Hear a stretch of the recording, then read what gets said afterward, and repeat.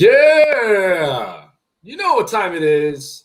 Ed the Mountie here with another one of our special podcasts. And we're going to keep it nice and light. And we're just going to keep it entertaining for all of y'all. So I got a couple of my good buddies on the podcast. It's probably the first time both of you have maybe been on my podcast. Malik, I know I've been on yours a bunch. Sean, I've been on yours. But shoot, correct me if I'm wrong. This might be the first time. I mean, forget about being together on my podcast, but even like separately, have you guys been on this show ever? It's my first time, man. Happy to be here. Awesome. We did one years ago, man. Years ago, maybe a pay-per-view one or predictions or something, right?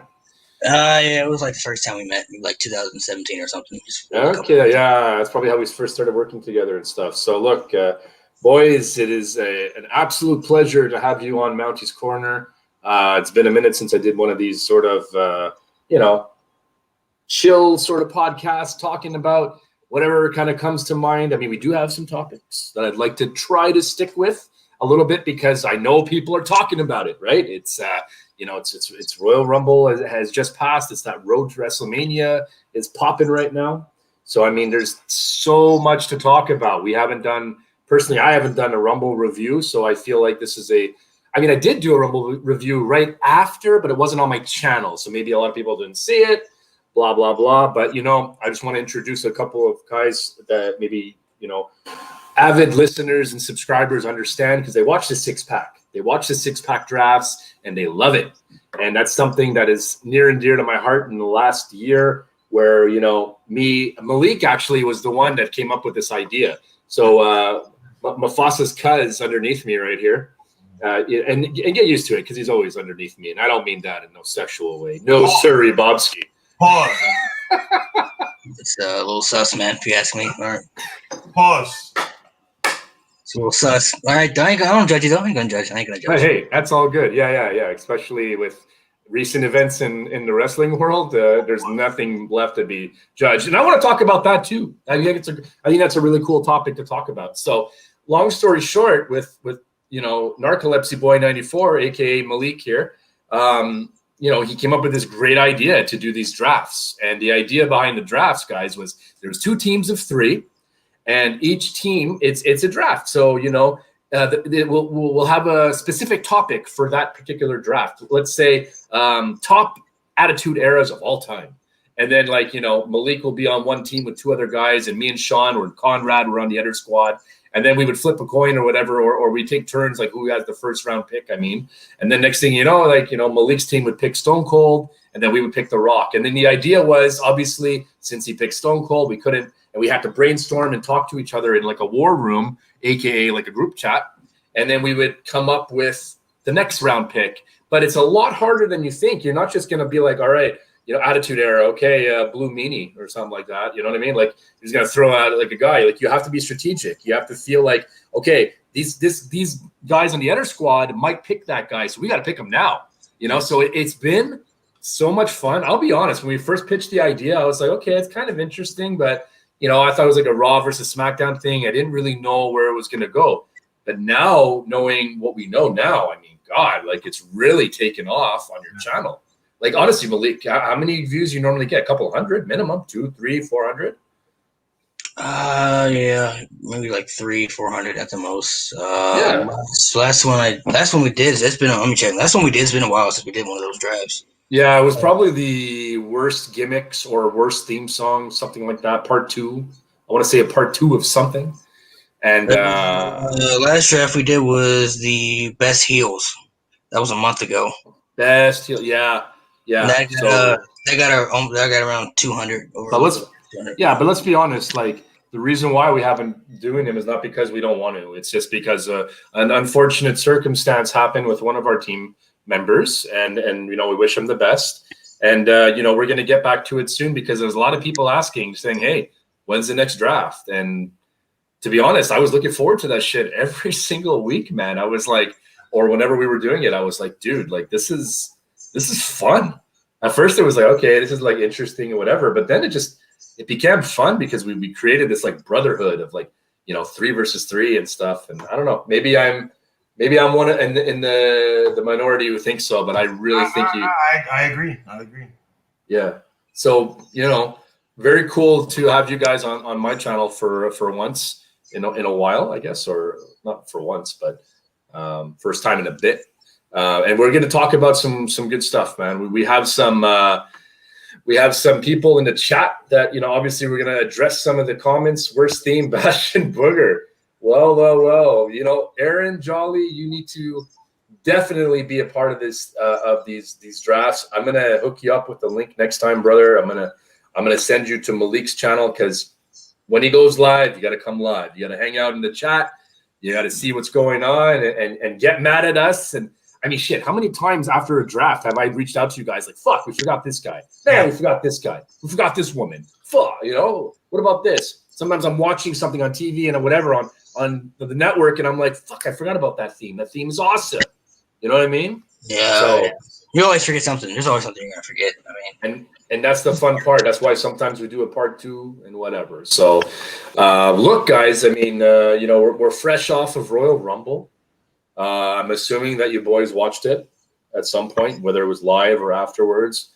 What did you guys think? We'll start with you, Sean. Welcome to the show, brother. Yo, happy to be here, man. Matter of fact, I'll take it to another level, not just happy. Honored. Royal Rumble was tight, man. The highlight of the night for me was Bianca Belair getting the W. I thought that was well deserved, especially after last year's performance. The men's Royal Rumble, I mean, we're talking about the whole pay-per-view, but I'll talk about the Royal Rumble matches per se. Like, basically for me, the women's Royal Rumble was well done. I think that Vince and whoever the powers that be in WWE finally got that one right. Bianca Belair deserved to win. Last year's performance was epic, and this year's performance was even better. So if she had lost that match coming in at number 3, and that would have been a little bit of a slap in the face. So I'm glad they got that done. The men's Royal Rumble, I was kind of. You know what? Hey, you know what? Let me stop you there. Let's try to go in sequence and kind of go around the table if that's cool with you. I'm going to stop you right there, because the Bianca Belair was an amazing moment. Loved it. Very well deserved. And was I the only one that was sort of worried that she wasn't going to win, knowing that she came out at number 3, considering last year she was number 2? I was concerned that she might not have got it. Malik, what were your thoughts on her Rumble entrant pick? Oh, I wanted her to win, but she wasn't my pick. I said that Alexa Bliss was going to win. But Rhea Ripley was my wild card pick as well, too. That was my main pick. Remember? That was my main pick. I said Ripley's going to be a wild card, so don't sleep on her. I want to be. Nobody else picked her, bro. Nobody else picked Rhea Ripley except for me. From what I saw online, on your channels, and I looked at comments and all this kind of stuff, man, bro. Nobody ever picked Rhea Ripley. Yeah, but I was happy that she won. When she came in at number 3, I told myself, I said she's probably going to win now. Really? As soon as she came out, because last year she came at 2, I said it's going to make sense. She's going to be the Iron Woman. The same reason I picked Edge for the men's. When I picked Edge after I saw that promo on Raw, when he cut that promo. But then after I found out he was going to be number 1, I was like, oh, he's for sure going to win now. In my eyes, it's going to build up the story even better for what they're trying to do. But that's what I'm going with, though, because if you did, and most of us kind of was hoping for Edge to win, especially coming in at number 1 and everything.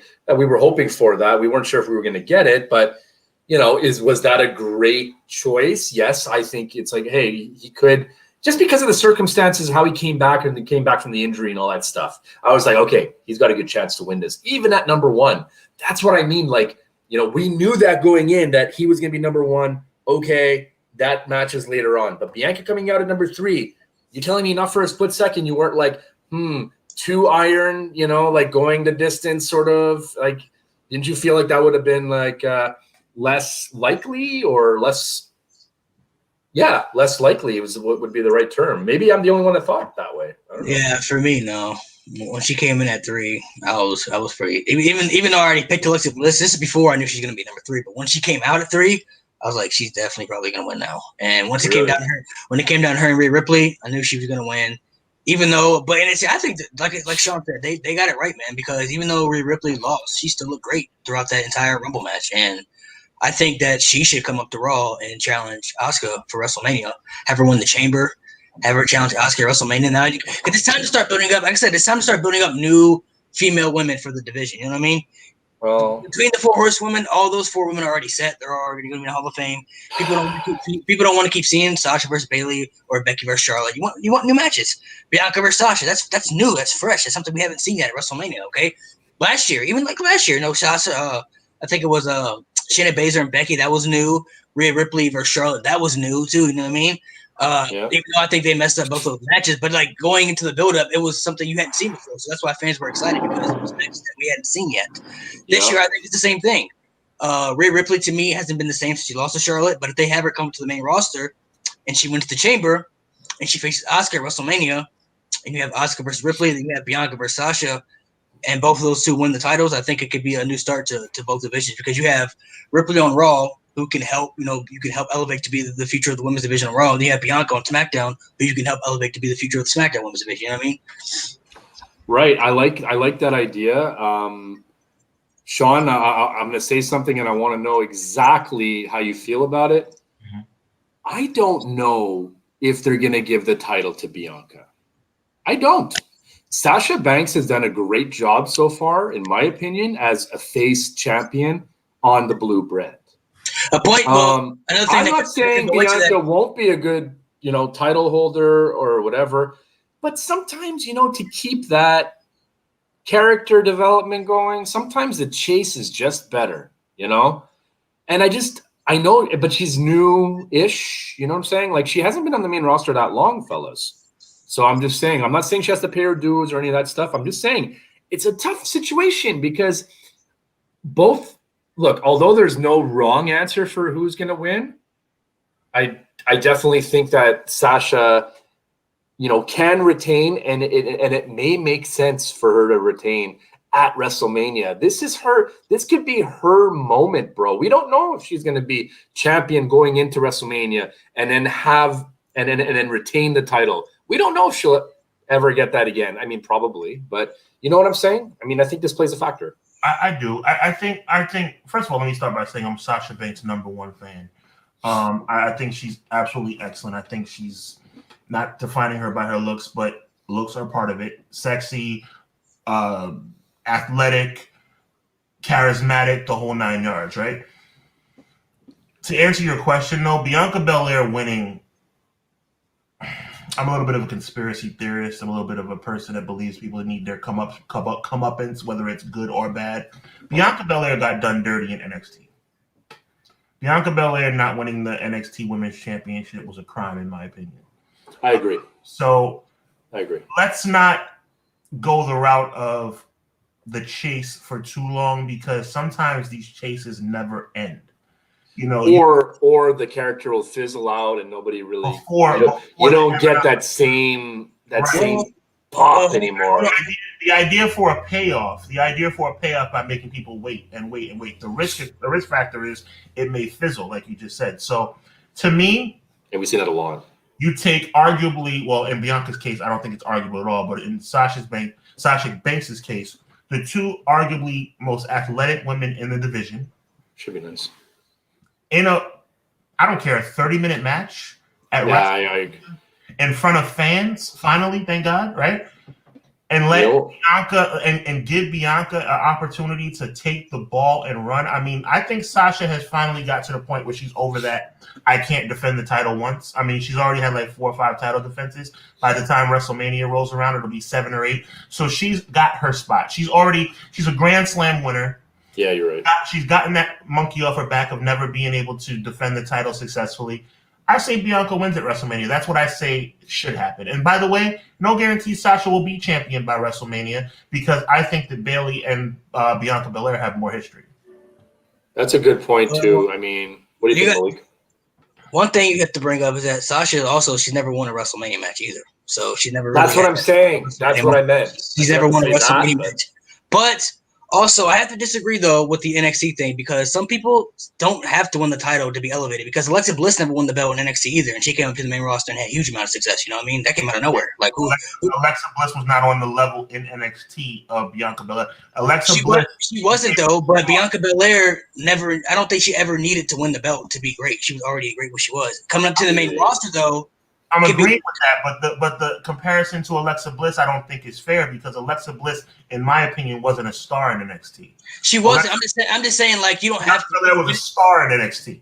I'm just saying you don't have to be the champ in NXT to come up to the main roster and be successful. You know what I mean? Because like Alexa Bliss wasn't a star in NXT, but she came up had more success on the main roster. She was actually one of the people that came from NXT. Surprisingly, had more success on the main roster than she did in NXT. And I think Bianca's going to be. Let me stop you there. Becky Lynch also. And Becky Lynch never won the NXT title. Yeah, she never won the NXT title either. Becky Lynch never won the NXT title. I think maybe she was probably the only one out of the 4 horsewomen that never won the NXT championship. So yeah, but that brings me to another point, if I may. Whatever happened to progression? That's the thing that makes me mad. You know, back in the day, I know I'm old school. So what? I'm in my 30s. Judge me if you wish. We're all old school. This is an old school channel, brother. At the end of the day. What happened to progression? Bret Hart was a tag team champion, intercontinental champion, world champion. You know, obviously there's the Hogans and the whoever else is to skip steps. To me, give people a chance to progress naturally. Bianca never had that chance to progress naturally, in my opinion. I'm with you 1,000% that everybody doesn't need a championship to make themselves big. Sometimes people don't need the title. Sometimes the title even diminishes a character. But Bianca, yeah, facts. But Bianca. She didn't get I don't think she got a fair. First of all, tapping out to Shayna Baszler with the momentum that Bianca had, she kept losing in the big match. By the time she faced Rhea Ripley at NXT Takeover Portland, everybody knew Rhea Ripley was going to win that match. There was no question Rhea Ripley was going to win that match. And that's a bad thing for somebody of Bianca's caliber. You should never go into a match with Bianca Belair and believe 100% that Bianca's going to lose. But you also have to remember, though, they kind of backed themselves to the corner because Shayna Baszler was dominant in NXT. She was beating everybody in NXT. So she lost maybe a couple matches, and even when she lost, she never really got pinned like that. Besides when she put over Rhea Ripley when she lost the title to Kairi Sane, it was like a roll up thing. It was like a little quick roll up, 1, 2, 3. Like it was like shocking thing. You know what I mean? So Shayna Baszler was the shit in NXT. Really, she was kind of like she wasn't like Asuka because Asuka was on another level because she was undefeated and everything. She's the opposite. She hasn't got hers on the main roster. Yeah, she's a tag champ. But she was believable. I'm saying she was believable in NXT. She was like really dominating. You know what I mean? And Bianca was undefeated at that time too. But I think you could have built her up in a way where she didn't need the championship. You could have had her just kept winning matches. You know what I mean? Just kept winning matches here and there. Obviously, everybody loses at some point. But I think she's going to have more success on the main roster than she will in NXT. I think her not having the title in NXT will make up for her main roster success because I didn't believe they were going to give her the Rumble win because I was like, it's too soon. I think I just didn't see that Vince will like push her this soon. You know what I mean? I was like, I think it's too soon for that. I didn't see it. That's why I picked Alexa Bliss. I was like, you know what? Alexa Bliss kind of got momentum with her character right now. She's doing really good things. Bianca, I wanted Bianca to win, but I was like, I don't think they're going to give it to her, but they did. Me too, Malik. Me too. They maybe so that tells me they see some. That tells me that I think Vince McMahon sees something in her. I'm with you. All I'm gonna say is this: Mr. Perfect, 1989 Saturday Night's Main Event, Hammer breaking Hogan's belt. Okay, that was Mr. Perfect Kurt Hennig's moment in WWE. That should have led to a title match. That should have led to a title win. Oh, it never happened, and it never would happen. You have to strike when the iron is hot, is all I'm trying to say. You guys are making tremendous points. There's no doubt that she can lose at WrestleMania and still be a big star. But what if she doesn't? What if she doesn't? And that's what I'm scared of because, you know, there's always a chance that, like, she loses her moment and then lose her moment and then she never gets it back. Sean's got a point because they did it to Rhea Ripley last year. Because Rhea Ripley, everybody thought Rhea Ripley was going to. Rhea Ripley had a lot of steam last year going into WrestleMania. Everybody thought for sure she was going to beat Charlotte, but her beating Charlotte, that would elevate her to even higher stats, and she lost. And she hasn't been the same since. So Sean's got a point. I'm going to go on a limb, on record right now, and say, you know, obviously we know a couple of things. We know WrestleMania is at Tampa Stadium. right? Raymond James And Stadium. Raymond James Stadium in Tampa. Man, they're getting a lot recently, aren't they? They got the Super Bowl and Super WrestleMania Bowl, all in 1 year. WrestleMania. In 1 year, they won a Stanley Cup last year. Anyways, look, they've been blessed, and that's all good. I'm going to go on record right now and say, look, we know that WrestleMania is a 2-night spectacle event. I'm going to go on the record, and I hope that I'm right. I want to see, and I think you could do it, an Iron Woman match between Sasha Banks and Bianca Belair, where Bianca comes out on top. 60 minutes, give it to him, and let it main event one of those nights. Maybe Saturday or Sunday. I don't really care. I will say this. I just want to interject one quick point and piggyback off your point. I predict 100% a women's match is going to main event at least one of those 2 nights. Well, one of those Sunday's night is Roman Reigns is gonna be main event WrestleMania on Sunday. Right. So let's just say Saturday night is the women's title match. I think. But I don't know though. It depends on who Drew McIntyre's opponent though is, man. I got it. On a 2-night event, you have to have the women main event one of those nights. I'm saying like booking wise, I would be down for that, but I'm saying it depends on who they book Drew McIntyre because I've heard rumors that it could be Sheamus. I've heard rumors that WWE wants it to be John Cena, even though John Cena said he won't be at WrestleMania, but they want to put Drew over against John Cena at WrestleMania, and that's a big match. So I mean, who's going to help? God forbid it's Sheamus. Good Lord. Yeah, I don't think Sheamus. I mean, I've heard like I've heard all types of rumors, man. So I don't really. I love Sheamus. I don't really know. I mean, it could be Edge for all we know. Maybe it's Edge for all that we know. Edge. It could be Edge. Mountie, I heard you. You're telling. I don't want to put words in your mouth. Because I don't have any problem with Sheamus either, but the main event of WrestleMania? That's what I'm saying too. Like, if you're gonna have, say Edge challenges Roman Reigns at WrestleMania, and the other match is Drew McIntyre versus Sheamus, like, come on, like, I love Sheamus. It doesn't work. Literally, Drew McIntyre versus Sheamus could open up the pay-per-view. Yes, if they wanted to do that, right? Yeah. No disrespect to Sheamus, though. I love Sheamus. No, but let's. This is not at this stage in his career. I don't think he's a WrestleMania main event. No. Well, he might be, but not the way that they've used him the whole year. The only person you can't just do it. You can't just do it in the last 2 months and expect me to buy into it, right? Now, you have to start. Would you still be able to buy into it months from now? Because the only person that I look at besides Randy Orton and the Fiend, they're 2 different things right now. But the only other person that I could see him main eventing a WrestleMania match with on Raw would be AJ Styles, because AJ Styles is the top guy. That's it. But the Sheamus though, I'm just like, Sheamus, I mean, that's a match like for Fastlane, you know what I mean? Like a Fastlane match, right? I agree. I think it's the real main event players at this stage in the game because of how they've been booked and whatnot. It's Daniel Bryan, it's AJ Styles, and obviously Daniel Bryan's on SmackDown, AJ Styles is on Raw. Right now, AJ versus Big Drew kind of makes sense. I mean, that's unless they like that. And I don't know. I mean, I'm trying to figure out who the hell is he going to face. Who? Like, it's Drew McIntyre. Who the fuck is he going to face? I think. I mean, he's going to face Edge. Edge? You think it's going to be Edge? I think Edge comes full circle and challenges Drew McIntyre. I think. And what about Roman? I think it's going to be Roman Reigns. Listen, I'm going way out on a limb. Okay, way out on a limb.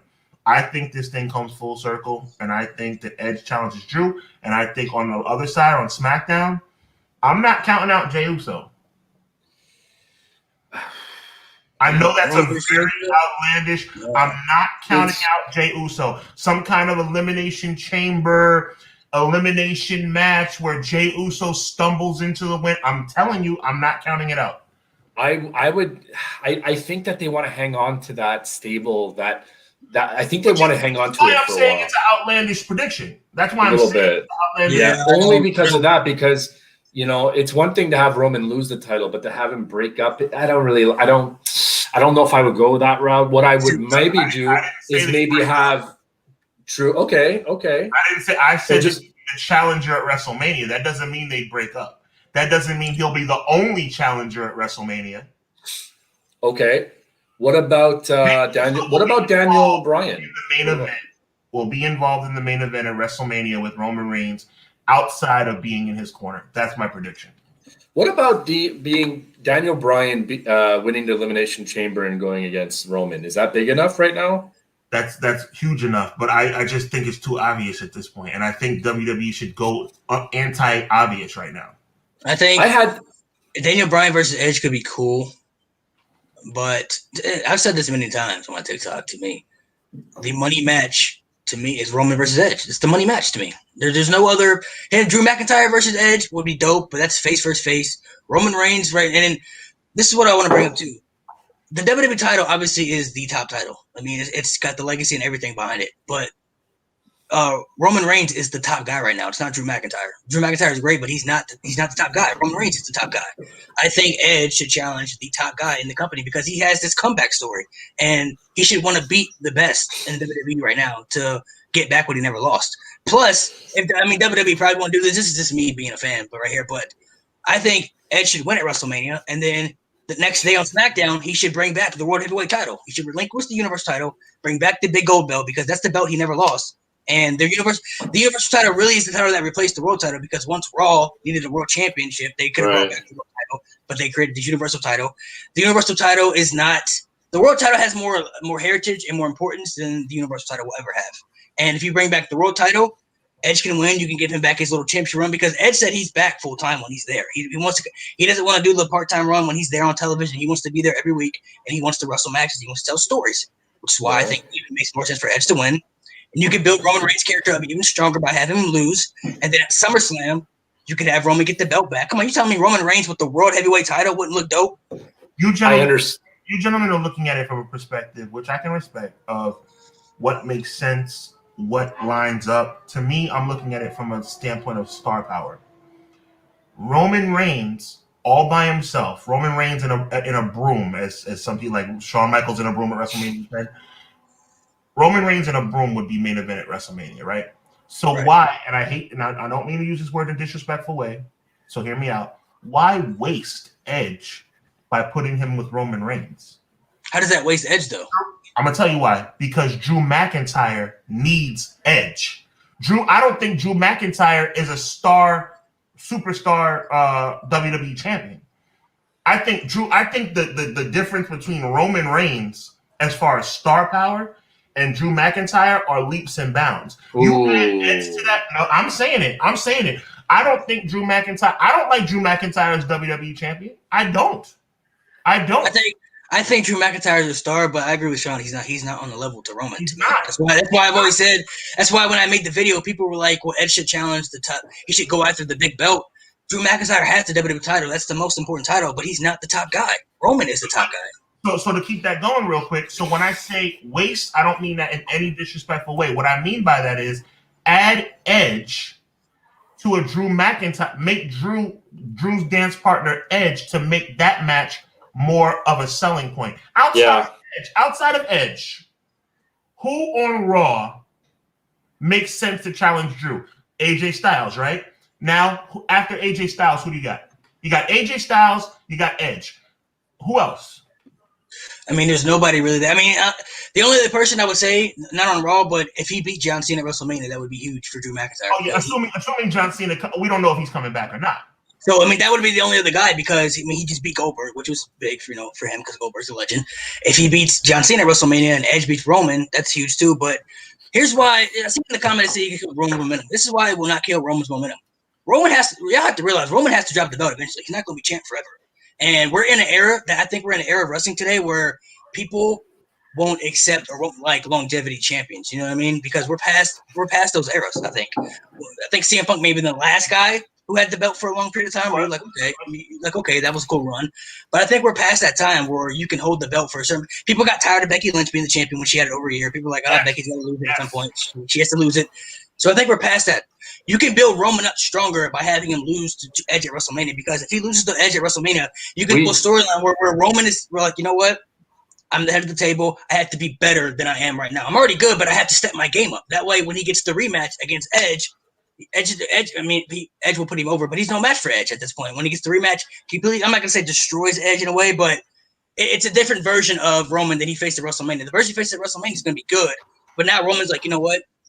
I'm good, but I know what I have to do. It's kind of like, say like, if me and Sean were having a feud and Sean was the top guy and Sean was like dominant, undefeated, right? Dominant. And I beat him at WrestleMania. Because there are ways you can lose and still be Still, right. It depends on how you lose. So say Sean's undefeated. Now I'm the underdog guy, right? And I beat him. Surprise, right? You can still build Sean. Okay, you know what? Sean, he was undefeated. He lost. Now Sean's like, you know what? I need to step it up now. I thought I was as dominant before, but now I'm going to be even more dominant than people even thought. And that way, when he gets the rematch, he beats me and he looks even stronger than he was before. That's what I think they could do with Roman, because he has to, if Edge doesn't beat him at WrestleMania, who on SmackDown is going to beat him? You said Jey Uso, but Jey Uso's not believable enough to beat Roman to me. It's just not, I can't see it, even if they beat him. Let me go on record. My official prediction for the SmackDown World Title, the Universal Title, is Reigns versus Uso versus Daniel Bryan. That's my official prediction. But even like he could drop the belt with some type of, he could drop the belt in some type of triple threat fatal four where he doesn't get pinned, because that would make sense where he doesn't get beat. And by the way, there you go. That's exactly. Thank you very much. That's exactly what my prediction for the match would be. Also, it would be Daniel Bryan defeating Jey Uso to become WWE champion in a triple threat. Which is possible. Roman Reigns cannot lose at WrestleMania, gentlemen. It cannot happen. Roman Reigns cannot lose at WrestleMania. At least not this year's WrestleMania. That's what I'm saying. Look, I have a lot of thoughts on these topics. It's tough. It bothers me that we're not giving Drew the credit that he rightfully, in my opinion, deserves. Make me a believer, Mountie. Make me a believer. I'll say this now. Because I want to just do Mountie.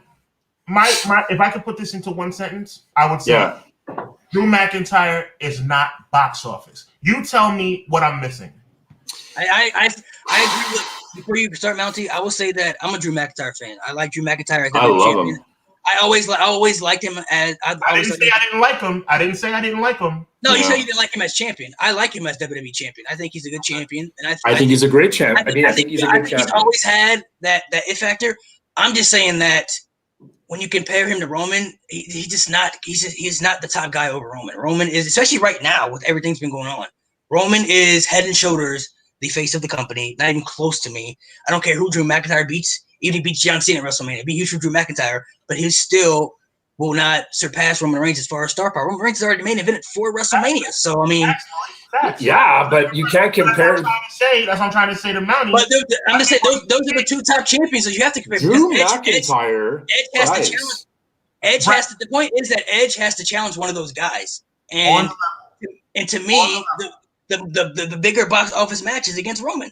On the level, Malik, I think we're on the same page. Mountie, Drew McIntyre is not box office. Prove me wrong. I think that he suffered a lot because of COVID, lack of crowds. I think sometimes I can give you that because he did have a lot of momentum going into WrestleMania. He had a lot of look, bro. I mean, if you look at him eliminating Brock Lesnar and him coming down to the ring, that was a threat. That was a legit threat. And when was the last person that you could honestly think that was a legit threat? We even thought Roman was. Roman didn't beat him. Maybe he did once. I don't remember. No, he lost at WrestleMania. He didn't beat him. Brock won at WrestleMania that year. So yeah, 1 or 2 times. I forget. Roman got him at SummerSlam. Yeah. That was okay. So either way, on the big stage, the big box office guy, Roman Reigns, didn't get it done. My point is I think that Drew McIntyre, although I agree with you to an extent that when he first got the title, it wasn't quite as what we thought it was going to be, if that makes sense, he's gotten a lot better since. He's proven that he is a big-time player. That match against Roman at Survivor Series for me was like, that for me, he proved that he is main event heavyweight material, no matter what. Is he at to the point of Roman Reigns? No, but it's a small. I don't mean to be disrespectful. Yeah, this is your show, my brother. He's not on the level of Randy Orton either. Not yet, but it's tough because these guys have longer tenure. Okay. Let's not forget. This is not the same Drew McIntyre as the Chosen One, guys. I got you. Go ahead. Drew McIntyre went outside of the WWE when he got fired. A normal individual, and we've seen it so many times. Adam Rose, this person, that person, whatever, fucking fall off almost the face of the earth. This guy picked himself up and said, I'm going to be the man wherever I go. And he was the man in Ring of Honor. He was the man in Impact Wrestling. And he was the man in a couple other promotions. And then he comes back. And then he was the man in fucking NXT. When you got major Adam Cole. Well, actually, that's not true. Adam Cole came after because he was the one that beat him right after Drew won the title. He attacked him. Yeah. But, Bobby Roode, one of the most over guys in NXT history. And Drew McIntyre won, and nobody had a problem with it. For a few reasons. Obviously, we wanted Bobby Roode on the main roster. Now we know differently, but hey, you know what I'm saying? But Drew McIntyre, when he came into that audience, I felt that he was a new guy, and I was like, okay, here we go. And I just think that this is just the beginning for this guy, and he's gotten a lot of exposure. You're seeing him a lot more on talk shows and podcasts and this, and obviously it's expected as we go. But at the same time, sometimes it doesn't quite happen. Like fucking Ambrose wins the championship. You think that guy was on a talk host? Hell no. He's got a look. He's got a presence. He's got the ability. He is an amazing wrestler, bro. Drew McIntyre, man, in my opinion, he was the right guy for the wrong time. I don't even know if that makes sense. But everything you're saying, my brother, is why I believe I'm right about this debate. You just talked about the journey, right? You just talked about how he got fired. You talked about how he was chosen one, got fired. 3MB got fired, right? And Ring of Honor, Impact, back to NXT. You talk about the journey, right? Right. But there's a difference between you deserve it and you're the man. I understand. He deserves it. I would go. He deserves to be WWE champion. But he earned it. He earned that shit. 100%. Like, he did earn it, but he's not the man though. Right. Thank you. You deserve it and you earned it, or hand in hand. That's the same deal. But now that he got what he deserved, brother. But now, is he the man? Is he box office? No. If you look at Roman Reigns right now, you could put Roman against anybody on SmackDown and it would still be a money main event because Roman's in the match. But Drew McIntyre, maybe not so much, bro. Like you said, who else on Raw could he go against WrestleMania where you're like, that's a WrestleMania main event? Sheamus? No. I just think that he's just not there yet. I'm not saying he's on top of I'm not it doesn't matter. It does matter, brother. It does matter. How much time does he need? You don't listen. You're an educated fan, man. We're all three of us are educated fans and journalists in this business, right? We all do this because we love it and we love studying this stuff. Again, I don't want to beat you in the head, but internalize what I'm saying. He deserves it. He did earn it. But now that he's there, you don't feel the way about Drew McIntyre that you feel about Roman Reigns. It's not the same. And he's been the champ for a year. And he beat Brock. He beat Goldberg. He beat AJ. He beat Orton. He beat Lashley. Right. He beat the top guys.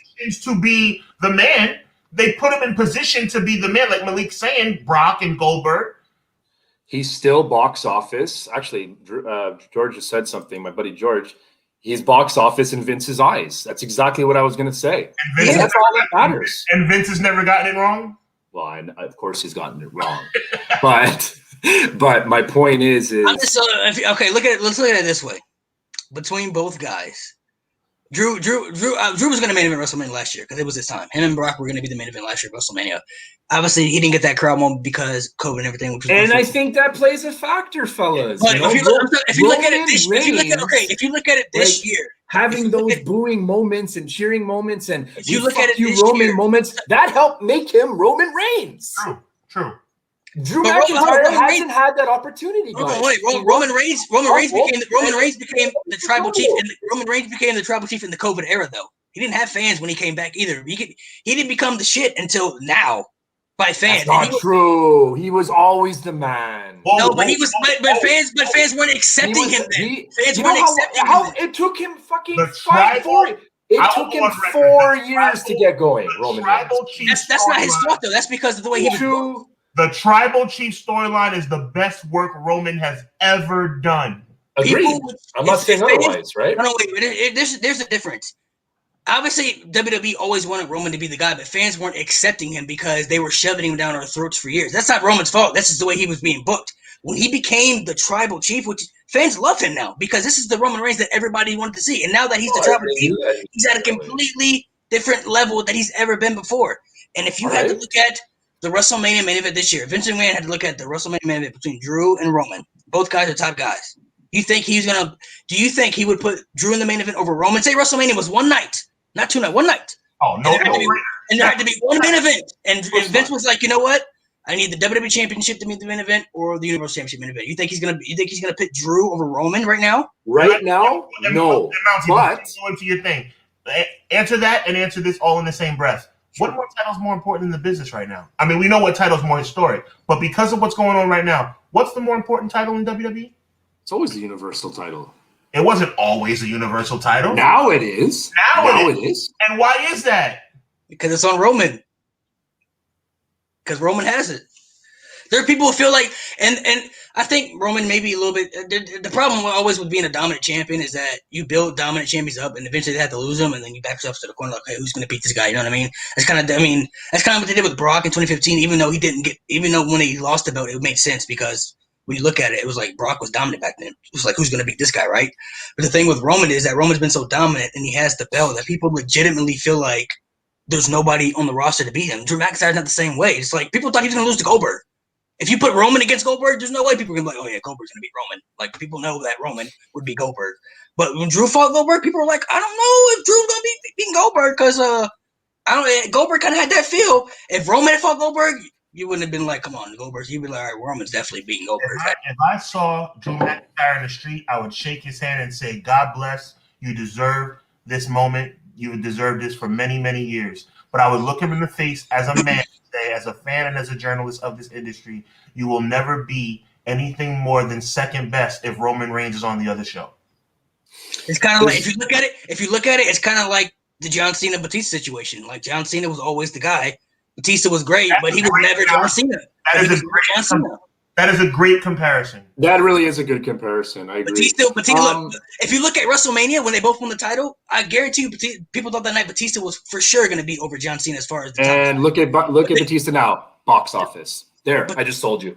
Am I right? Well, he's a movie star. I'm right. It just has to take more time. Because he's in the movie. Yes, it doesn't matter. He was a box office hit in Vince's eyes, a.k.a. now, like Drew McIntyre is.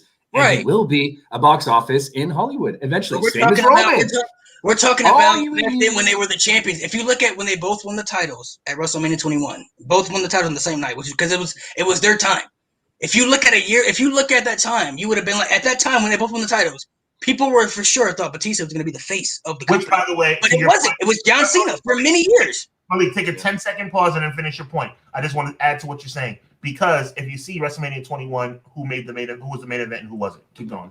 Batista versus Triple H. And then you look at the next couple WrestleMania main events. It was John Cena versus Triple H, John Cena versus Shawn Michaels. When obviously Batista was gone by the time, but when The Rock came back, there was only one person logical enough if The Rock comes back now, there's only one person logical enough for him to face. That's Roman, not even Drew. And Roman needs to win that. And WrestleMania 23, Batista versus Undertaker, title versus Streak, and Cena versus HBK got the nod. Was the main event. That said a lot. Man. It says a lot. That's what I'm saying. Like, Drew McIntyre is a star. I'm not against that. I've always liked Drew. He's a star, but like, he's not a superstar. To me, right now, if they want a box office match, it's Edge and Roman. That is the box office main event match right there. Him versus Drew is a great match. I wouldn't be against that. I'd sure be excited for that. I got a good idea that I want to run by you guys that would satisfy a lot of points here. Okay, I want to throw something out. I was speaking to my buddy George in the chat, and by the way, Aaron, I think that's a great point. Becky Lynch would have never become the man if live crowds weren't there. Super true. That's a big fact. She had that moment in the crowd. Like, it just made everything that much cooler. I want to bring up one more point, too. I think we're past the time. There's only ever been one time in the history of the business where you had two top guys, where you thought legitimately both guys were in a Stone Cold and The Rock, where both guys were equal, where either guy could have been the main event versus anybody. Both guys were equal. Austin, a little more popular. Warrior and Hogan, bro. I think We're in it's Hogan, yes, close. but not like Rock and Austin. Rock and Austin, like there were different times in different years where you thought the Rock, he may be the guy now. Okay, well now maybe Stone Cold. You know what I mean? There would probably never be a time like that. People thought John Cena and Batista were going to be that, and John Cena surpassed him in every star power imaginable. Drew McIntyre and Roman. Drew's a star, but I don't know if he'll ever get to that. I'm not gonna say he'll never get there, but I don't know if he'll ever get to that level where people look at him as like, oh yeah, he's definitely box office attraction. I mean, Roman Reigns is a box office, he's a megastar at this point. He's a megastar. Drew McIntyre is, I don't know if he'll ever get to that point, man. Like I said, it's just two different. You need to wait. You need to wait, guys. It's been 1 year. 2021 Drew McIntyre is, and by the way, the person I'm about to say I think is actually evolved into the greatest to ever do it. I mean, HBK is number 1, maybe this guy's number 2, 3, somewhere in the list. He's made his way to my. I forgot. You can use Brett and Sean as far as the top guys. Here we go. This guy I'm about to talk about right now has made it to my Mount Rushmore because of his late work, right? But Drew McIntyre 2020, 2021 is Chris Jericho 2001. It's a good point too, and you look at, obviously, yes, crowds definitely played a part into it too because he never got those moments too. But there's time to develop. You look at Becky Lynch. You brought up Becky Lynch. Yeah, crowds helped her too, but she developed through months. She made it at WrestleMania. But then the next month, she went from the first WrestleMania 34. She was in catering. She was in the pre-show. The next year, she's in the main event of WrestleMania, and you felt like she was a superstar at that point. You're like, oh yeah, Becky Lynch, definitely her versus Ronda. And obviously they had a Charlotte in there, but like by the time Becky Lynch got to main event WrestleMania, in that period of time, you felt like she was a superstar. Like, oh yeah, she's definitely a superstar now because she's built herself up to be that, and it was just because of SummerSlam reaction when she turned heel, and then Survivor Series when she got a bloody nose. Both had to do with live crowds. My point is, and I'm just and we're not gonna move on from the actual topic of main event WrestleMania. I think it's a great topic, but we will move on to say who's a bigger star because there's only so much we can talk about it. Going back to my point, I think if we wait just a few more years and he gets a little bit more crowd reaction, we see a main event heel turn in Drew McIntyre. It's your face, Sean. I'm coming. If we wait just a little bit longer and see what else he can bring to the table, the same way as with Roman. Roman was like 90% there, bro. But really, the last 10% came when he was heel. We all know that. Nobody wanted to fucking see him win. They were tired of him. They said, get him out of here. Fuck, we were tired of him being shoved down our throat. I haven't heard anybody complain once about McIntyre being shoved down our throat. That's a fact. Give him one heel turn as a heavyweight, as a main eventer. Give him some live crowds and just give him a little bit more time. We're going to have this discussion in about 2 years. And I want to see what you guys, if you change your mind. You also got to think, though, where's Roman Reigns going to be at in 2 years, too? Because look at he's doing right now. I'm not saying that he's going to be on Roman Reigns' level because Roman is always striving. He's always getting a little bit better and better, and that's great. I'm saying Drew McIntyre will be on his own level to some extent where he will be that main attraction, and wherever you guys think is Roman Reigns right now, yes, he will be there, in my opinion. It took Chris Jericho. He will be in movies. He will be in whatever. I'm telling you, man, he's got it. You guys have to just wait a little bit longer, and it's going to form. But I don't think I don't. And I'm going to say this, and I promise I'm going to back off. I don't think you're 2-3. It took Chris Jericho. I'm going to go on the Chris Jericho analogy. It took Chris Jericho 19 years to get where you're talking about. Like Chris Jericho in 2001 was Chris Jericho in 2005. You know what? Maybe I'm wrong. I'll take that back because in 2008 he was legit main event. 2008. But you got to think though. 2008 he'd been in the business for years at that point. That's the first time you felt like. Exactly, but even at that point, from 01 to 08, that's 7 years. Right, exactly. There are some people who just have it. And I'm not saying Drew McIntyre doesn't have it. You know what I'm saying? He definitely, I think he has it. Like I said, when Vince McMahon came out and did the Chosen One promo, Drew McIntyre didn't know he was going to say that. He didn't know he was going to call him the Chosen One. You know what I mean? So obviously Vince has always saw something within Drew McIntyre. There's always been something there. You know what I mean? But the same with Roman, though. Roman just had it, man. That's why when the Shield split up, you knew that Roman was going to, oh, this guy definitely is going to be a superstar. He has to look. He has everything that WWE wants. And I think Drew. I find it hilarious that you say that. We did not know anything about Roman Reigns at that point. He barely spoke. All he did was he had a look. Well, maybe Drew McIntyre has a look. I for sure thought you're proving my point even more, guys, without you even realizing it. You went saying that Roman Reigns will be the best one out of the three because of his look. I'm not gonna lie. I thought Seth Rollins breaking out would mean Seth Rollins would be the star. That was me too. And in fact, Dean Ambrose was the best one on the mic at that point. I thought he was going to be a bigger deal than he really was. Yeah, I'd be a liar if I told you that I thought Roman Reigns would be the biggest star of the Shield back. No, I did not either. Liar if I said that. And the people that did was just because of his look. I always thought. And Drew McIntyre has a fucking look, my friends. Anyways. So here's my we have some questions. Kyron, what's going on, brother? Next time you're coming on this show. Hope everything's going good. Get that money, brother. Get that money. Get that money. I want to pitch an idea for a main event curveball. And I want to see what you guys think, okay? So check this out. My triple threat prediction, curveball? I'd say it's on that level. Okay. Yeah, it's on that level, all right? Check this out. Sean's is a big curveball. That's a big shot. This is a curveball. You gotta wait for this one. There's no way that's gonna happen. But if it did, it might be okay. That botched finish at the Royal Rumble, terrible. Let's be honest. And I'm not talking about the main event. I'm talking about the title match, right? Roman versus Kevin Owens, the handcuff. Paul Heyman was open up. Anyways, it didn't work, right? Yeah. And then we saw the ref come out, count to 6, and just magically stop. And we're like, what the fuck? So like, I had this idea that I was talking with my buddy at work, and it's like, man, can you imagine if like McMahon comes out and strips Roman?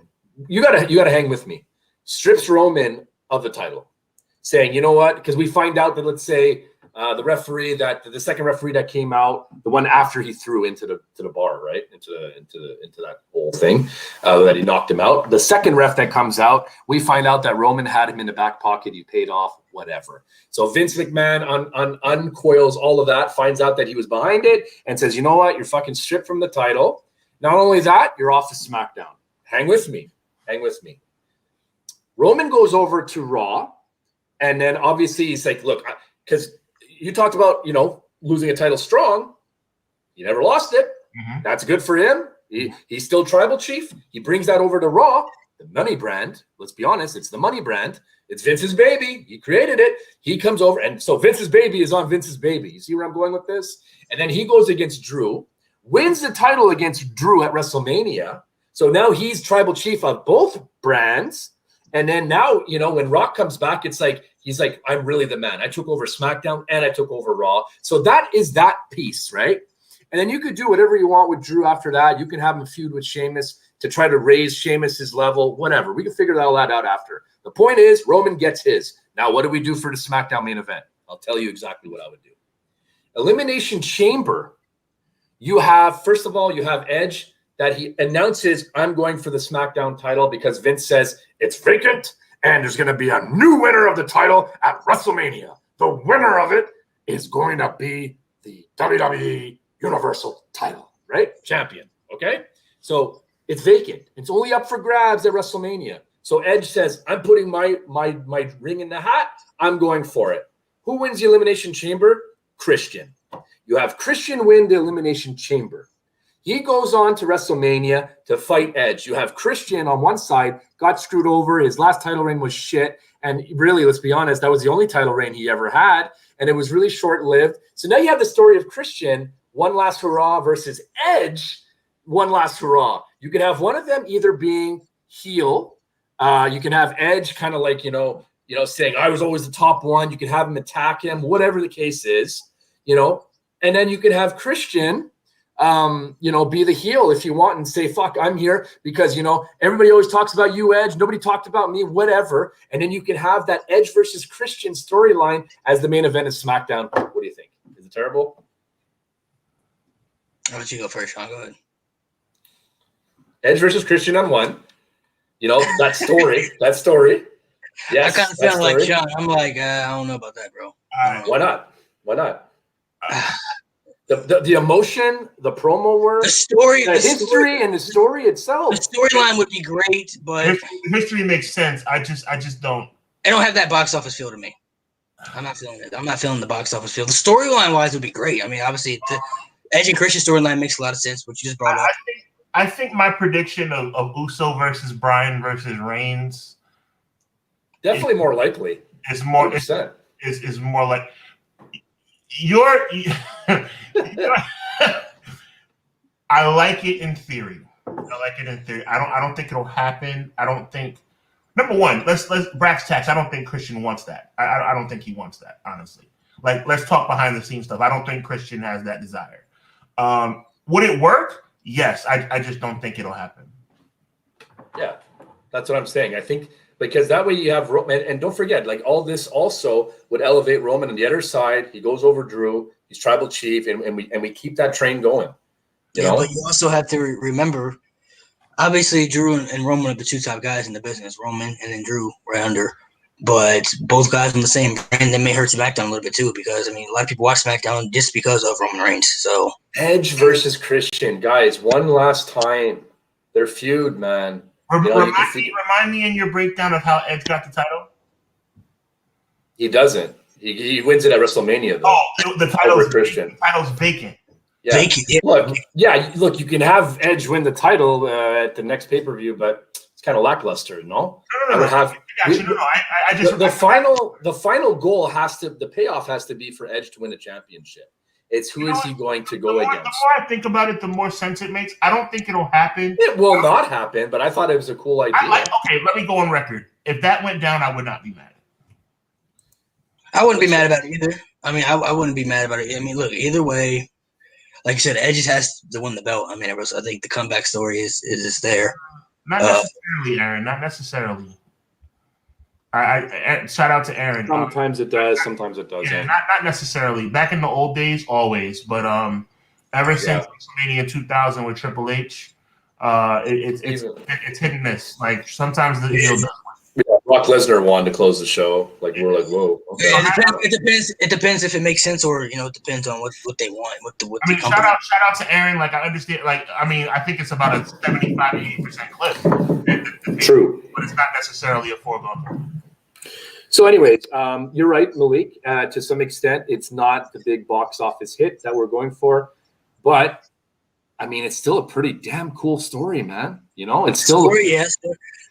But you also, like I said, you also have to remember though, if Roman's on Raw now and Drew's on Raw, that probably drops a lot of ratings for SmackDown too, because a lot of people, like I said, watch SmackDown because of what Roman Reigns has been doing specifically. Well, I agree. The idea is for Edge to be that champion that carries the show like he used to be, and hopefully he brings back, that SmackDown awesome time that he. He was a great champion. He was a great champion on the Blue Brand. But he's also, like I said, he said he's going to wrestle full time when he's there. But when he's not there, he's not going to wrestle. He's not going to be there every week out of the year. You know what I mean? There's going to be times when he takes off and he comes back, and he takes off, and comes back. It's kind of going to be like Jericho. When Jericho was there, he was there. When he's not there, he's not there. Look, final answer. It's probably going to be Spear versus Spear. It's probably going to be Edge versus Roman. And on the other side, it's AJ Drew, and this is all fun. Can I add one quick thing? I just want to say this. Of course, yeah. My logic is simply this: Edge versus Roman Reigns is the undisputed best #1 main event possibility for this year's WrestleMania. I'm saying split those guys up to make Drew's match better. That's all I'm saying. I see what you're saying. I get what you're saying. I said, Drew versus Edge, I don't think anybody would be against that match. You know what I mean? I'm just saying the money box office marquee match is Roman versus Edge. That's the money match. That is the money WrestleMania main event match. The safe draw is for Edge to go over Drew. Because if one of them can afford to lose the title in the men's side, it's Drew. Let's be honest, because like you guys said, he's just not on that level. And do you really want to hurt Roman Reigns' momentum in any way, shape, or form? Well, I don't know though, because I think Drew also has to win in WrestleMania too. I mean, he's got to have, like you said, he could be where you think he could be in a couple years, Mountie, but I think he's going to have. And I think we're missing an important factor here, right? we're missing a very, very important factor, and that's the Miz. You know, what is the Miz? We haven't even fucking talked about him at all tonight. And, you know, I've discussed that with you guys, I think, where I believe, you know, Drew should retain at WrestleMania, have his moment for the fans that, hey, I'm the champion or whatever.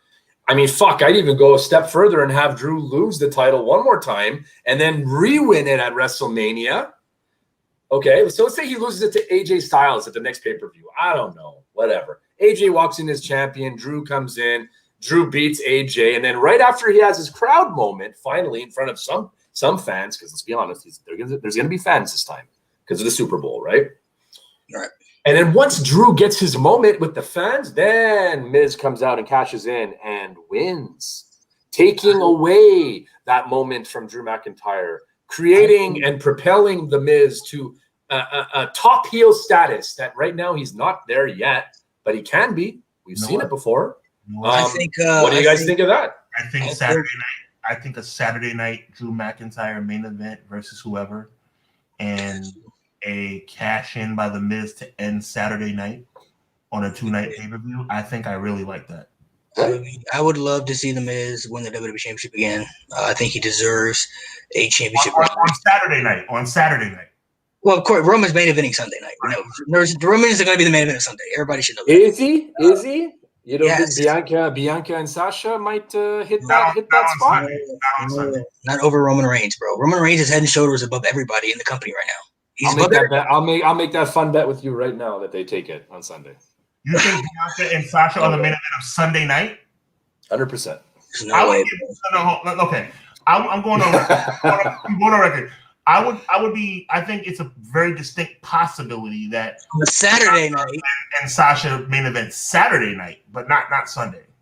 Sunday, no, bro. Roman Reigns is main eventing Sunday. The Sunday night is the last night of WrestleMania, and Roman Reigns will be in the main event no matter who he faces, whether it's Daniel Bryan, whether it's Edge, or it's a triple threat, fatal, whatever. Roman Reigns is in the main event Sunday night. I think Miz cashing in Saturday would be. I'd love the Miz to be WWE champion again. Those IC title runs they had on SmackDown and Raw really made the Intercontinental Championship feel important again. So he's very good with championships, and I think he deserves another championship run at the WWE champion because let's be honest, when he first won the belt, it was very underappreciated because a lot of people didn't feel like he deserved it or he was ready for that spot. He wasn't. He wasn't. So I think now he's more than deserved it now at this point. He's proven himself. He's a Hall of Famer, so I would be okay with that for Drew. And it sets up a new angle for Drew McIntyre versus the Miz. You know, I'd be totally fine with that because you got to think too. Remember this: Miz probably gonna be facing that rapper Bad Bunny at WrestleMania because they've already teased that and they already said he's been training at the Performance Center, so he's probably gonna be facing Bad Bunny at WrestleMania. So just imagine, and that could be a little curveball though. Think about it, that could be a little throw off to have Miz in a non-important match, and then at the end of WrestleMania he cashes in. People aren't gonna expect that. People are gonna be like, "Whoa, that came out of nowhere." I mean, Seth Rollins faced Randy Orton the night that he cashed in. It was the second match of the night. And Seth Rollins lost. It was a fucking great match too. I love that match. RKO was good. So think about it. That match was great. That build and everything. Say Miz loses to Bad Bunny, right? So people were like, "Oh, well, Miz is done with WrestleMania, right?" And at the end of the WrestleMania, he cashes in Money in the Bank and wins the title. People are gonna be like, "Whoa, that came out of nowhere." You know what I mean? Wait. You want a guy to be champion fucking 2 hours after losing to a fucking Bad Bunny? I can see how that storyline would play out. It's gonna play out though. Why that makes me sick. Bad Bunny beats the Miz, right? And actually, it'll probably be Damian Priest and Bad Bunny versus the Miz and John Morrison. So say Miz didn't even get picked. Yeah, exactly. That's what I'm saying. John Morrison. Now we're talking, Malik. Okay, but they lose. Now you redeemed yourself. One-on-one, I'm like, I don't like that. Whatever side Miz is from the even if he lost 1-1, it's still. And I think Bad Bunny. What's his name? Bad Bunny. Bad Bunny. Thank you for proving my point. I think Bad Bunny gets a title shot. The title shot? I think Miz, if this plays out the way we're thinking, if Miz win, okay, just because it's gonna sound stupid unless you really break it down piece by piece. Bad Bunny beats the Miz in a tag or single, right? Miz cashes in Money in the Bank and wins the title. Bad Bunny challenges Miz and loses in the match with Miz.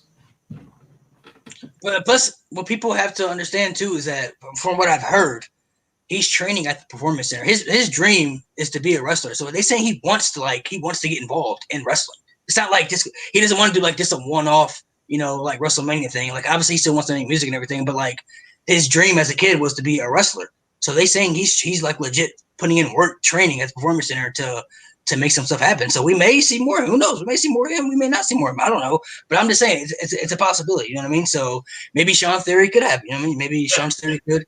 And before you scoff at the idea of Bad Bunny getting a title shot, always remember Kevin Federline. Yeah. David Arquette. David Arquette too. Yeah. So I mean, and you also have to remember too, like y'all may not like Bad Bunny in a wrestling whatever, but they're doing it for reasons. He's a huge influence to the Hispanic community, so he's going to bring eyes for his people. That's why he's going to be doing it. And plus, like I said, I can't be against. My point was, I was like, I never heard of this guy. If it's because he's a Hispanic rapper. So if you don't listen to Spanish music, you probably never heard of him. So, but he's got a big following, right? My point is that I know that he's been a fan of wrestling because I know who he was. So I know he's always been a fan of wrestling because I've seen him do videos with Ric Flair and I've seen him wear wrestling T-shirts at like big events, stuff like that. You know what I mean? So I always knew he was a wrestling fan. Really? So my thing is, I'm never going to be against somebody following their dreams because anybody in this chat right here, if we were fans of wrestling and WWE called us to do something with WrestleMania, you would do it, and without even question, hesitation, you would do it. So people got to stop with the hate. Oh, I don't want to see Bad Bunny in the bro. It's a picture that was you, bro. Oh, come on, that was one of my videos. You're hating on my video? Yes, because it's not right, bro. Because people have the right to follow their dreams, and yes. As a wrestling fan, you look at it as like, well, I don't want to see this guy in a wrestling, but you don't know what he could do. You know what I'm saying? You got the same. You don't know what they could do in the ring. They may impress you more than they do. You know what I mean? Stephen Amell, he's had a couple matches. So and he had one match in WWE, and he's had a couple matches in the Indies. David Arquette's like a legit wrestler on the Indies now. He has like real matches. Like he's like a legit like wrestler on the indie scene. So we've seen wrestlers, come in and with Maria Menounos. She did a match at WrestleMania a couple of years. Tag team match. She did pretty well. TV or something? Yeah, she did pretty well in her WrestleMania tag team match. I mean, with I think it was her and Kelly versus Beth Phoenix, and even the Miz. The Miz came from the real world. Yeah, I was wrong about him. So we don't know. Like I said, we don't know what this guy could be. You have to wait to play out. It's the same with Ronda. When Ronda was coming in, he's like, oh, everybody's like, oh, she's this UFC chick coming in. I'm like, bro, wait to see what happens. Let's look at her match first at WrestleMania before we can judge what's gonna happen in the future. And she stole the show. It was the best match. No, but what I'm trying to say is like, I think there was a little bit of a difference between bringing in somebody like Cyndi Lauper or fucking Lawrence Taylor or fucking Mike Tyson or any of these big household names. In my opinion, Bad Bunny is not a household name. He's got a big following. You don't know him. He's a household name to the Hispanic community. That's the point. To the Hispanic community, he's a household name. He's a huge influence to the Spanish people. That's why that's part of the reason. I'll correct my words. A worldwide household name. Let me interject. Not. Sean and I both didn't know who the fuck he is. All right, 2 out of 3 of on this chat. True, 100%. But let me say this. I don't think the problem is that. I think the problem is the way they brought him in. That performance at Royal Rumble was terrible. Didn't help, yeah. And it had nothing to do with him as an artist. I did my research. It was bad. I did my research after the show was over to find out who he was. And he is legit megastar in Hispanic hip hop, and I'm all down with that. But having Booker T stand there, not moving, and he's weird. It was weird. Going around Booker T in a circle, like what the hell was that? The song was called Booker T, but it was weird. Oh, yeah? It was weird. It was weird to see. So that's the issue. The issue is not Bad Bunny. The issue is that they brought him in, and his first impression on the WWE universe, even though I hate that term, the fans, was not that great. But you also have to see. Look, there's little things that I think he understands about wrestling because you also have to look when he came back out of the Rumble and he did the little suicide dive. He sold that though. When he got up, he sold that. He got up. He did good. He did. That was, but maybe that should have been his moment. You know what? Maybe they should have introduced him that way. You know what I mean? But I say he sold that though. Like a lot of people, like I don't know if they told him to do that or he just did it on instinct. But like maybe a lot of people may not have done that the same way. You know what I mean? I think he understands wrestling and you have to do certain things like that. You know what I mean? So. Obviously, yeah, you guys didn't know who he was. No, it was because he's not maybe not big worldwide as like a Mike Tyson or somebody else. You know what I mean? Did you know who he was? Yeah, I knew who he was. I already knew who he was. So, and part of the reason they're putting him with Damian Priest is because Damian Priest is Puerto Rican. So they speak the same language. They're the same. They're the same. And I think I don't care if he's a Spanish rapper. I don't care if he's an American rapper. I don't care if he's a Japanese rapper. That's what Google is for. I didn't know him. I looked him up. I'm like, no doubt. He has many followers. He's very popular. Bring him in. I have a problem with him being brought in, but bring him in right. That's all. Bring him in right. I don't want to see a one-on-one. I guess my video was it got obviously a mixed reaction. I'm saying you don't know what he can do in a one-on-one match. That's the thing. You're already judging it before it even happens. You don't know. I'm not judging him. I don't know. I'm not saying you. I'm saying you don't know what he can do in a match because we haven't seen him in a match. Let's see how it happens first. I'm not judging him at all. I mean, let's see. No, I'm talking about Mountie's point. They're saying he don't want to see a one-on-one match. We don't know what he can do in a match. It's probably going to be a tag team match, which would be the smart thing to do for his first match ever. You know what I'm saying? Same thing with Ronda. Put her in the tag team match. I'm saying let her do her little thing, have her little moments. But we don't know what he can do in a match. That's what I'm saying. You have to wait to see what people can do in a match before you can say they're bad. If he gets a match and he's terrible, then you can be like, oh yeah, he sucked. It was not good at all. But always remember, first impressions mean a lot. We never know what his name. Help me out, y'all. We never know what Tugboat could have been in WCW if he not tripped and fell on his face.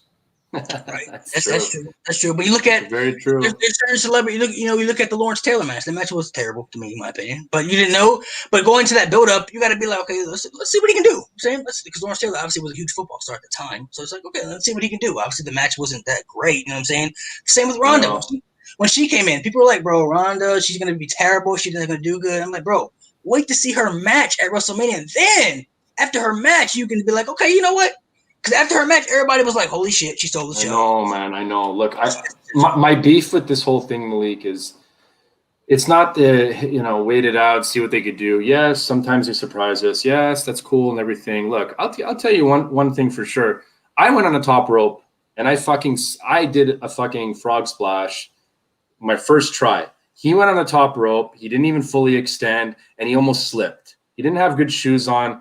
It was I wasn't down. Okay, I'm just saying I've been in that spot. The only difference was I didn't have a fucking crowd behind me. I got up in the turnbuckle myself. I stood up and I went. I'm not saying I'm better than him. I'm saying that I don't know how this is going to go. And the point, you are saying you're better than him. Maybe. You are. In that moment, my first time, I'm better than him in that regard. But they say he's been training though, so obviously he's probably going to be better. Good. My point is, bro, it's not necessarily. I think what my beef is, bro. It's like there's so many. I think you're jaded, and I am too in a way. I think you're jaded with these celebrity spots. Right. I'm jaded. I'm the same way. We've had as wrestling fans so many top tier talent that can go to any promotion and be super over and be, a top guy. Let's just say that. And these guys are left off the card, So I have beef with that. Like I have beef that Cesaro won't have a singles match, but this fucking guy will. Stuff like that bothers me, These guys pay their dues. They're always there, That's what I'm trying to say. And I think that's a legit point, but don't say. I think to Malik, I don't want to speak for Malik, but I think what Malik is saying is what you're saying right now about taking somebody's spot. I agree with you 1,000% if there was such a thing. It's still a spot. It's only 100%. But anyway, don't say he sucks because you don't know if he sucks. But I agree with you saying that it takes people's spots. Like I said, if it was one of us, you wouldn't care if it took somebody's spot. I know, man. I know. So if you were famous, say you were a famous Canadian rapper, right? And you were famous, and say WrestleMania was in fucking Toronto, and WWE called you up and said, "Hey, we have this idea of you being in a match with Christian at WrestleMania." You're not gonna be like, "Well, I think I may be taking some people's spot." You're gonna be like, "WrestleMania." Yeah. There. You're right. I'm just saying, like, you're right. Probably wouldn't believe me, but I wouldn't. Oh yeah. I would accept an invitation to WrestleMania to do a run-in. You may not do a match, but I'm saying you would you may not do a match, but if they offer you to do something at WrestleMania. Oh, sure. But that's not what we're talking about, bro. We're not talking about making an appearance, doing a run-in. And that's my point. My point is a match. Right. I'm okay with the segments and this and that, but a match. There's the card is not. it's small. It's big, but it's small. It's long, but it's small. You feel me? There's only 10, 12 matches you can slide in there, man. And I would not feel comfortable as a person who respects the industry as much as I do having a match at WrestleMania for my first time out. I'll be the first. Hey, Sean, I checked out Hubbard Wrestling Weekly. I saw you on MOUNTIE'S Corner. I saw you on Malik Narcolepsy Boy's channel, and I think you're great. How would you like to run into the WrestleMania main event and hit somebody with a chair? Sign me up. Sign me up. But you want me to have a match at You want me, an untrained performer, to be in a match at WrestleMania? Obviously, you would get trained. They're not going to just have you not trained to be in the thing. But and look, my thing is too. Like I don't know if I want to do a match either because I've been in the ring too and I've taken bumps and it hurts. And I'm like, bro, I got a very low pain tolerance. So I'm like, I don't know if a match. I don't know. You took one bump. You didn't take bumps. You took bump. I took a bump, but I knew at that time. And you said peace. I knew at that time that bump was enough for me to be like, no. And it was a good bump. See, the way not. you took that bump was the way I jumped off the top rope, and both of us did both of those things better than Bad Bunny. I ran the ropes once. Moving on. Very proud. Moving on. Just kidding. No, but for real, guys.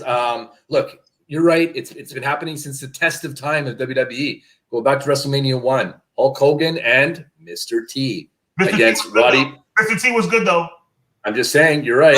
But the point is, Mr. T got a lot of heat for that too because he's taking people's spots. But again, Mr. T wasn't going to turn that down because this is the first. You know what I'm saying? The same. I mean, so I still think it is what it is. I still think to part of this the day game. that Lawrence Taylor said. I still think to this day the Mike Tyson versus Stone Cold match would have been huge for WWE, especially back in those days, but they didn't do it.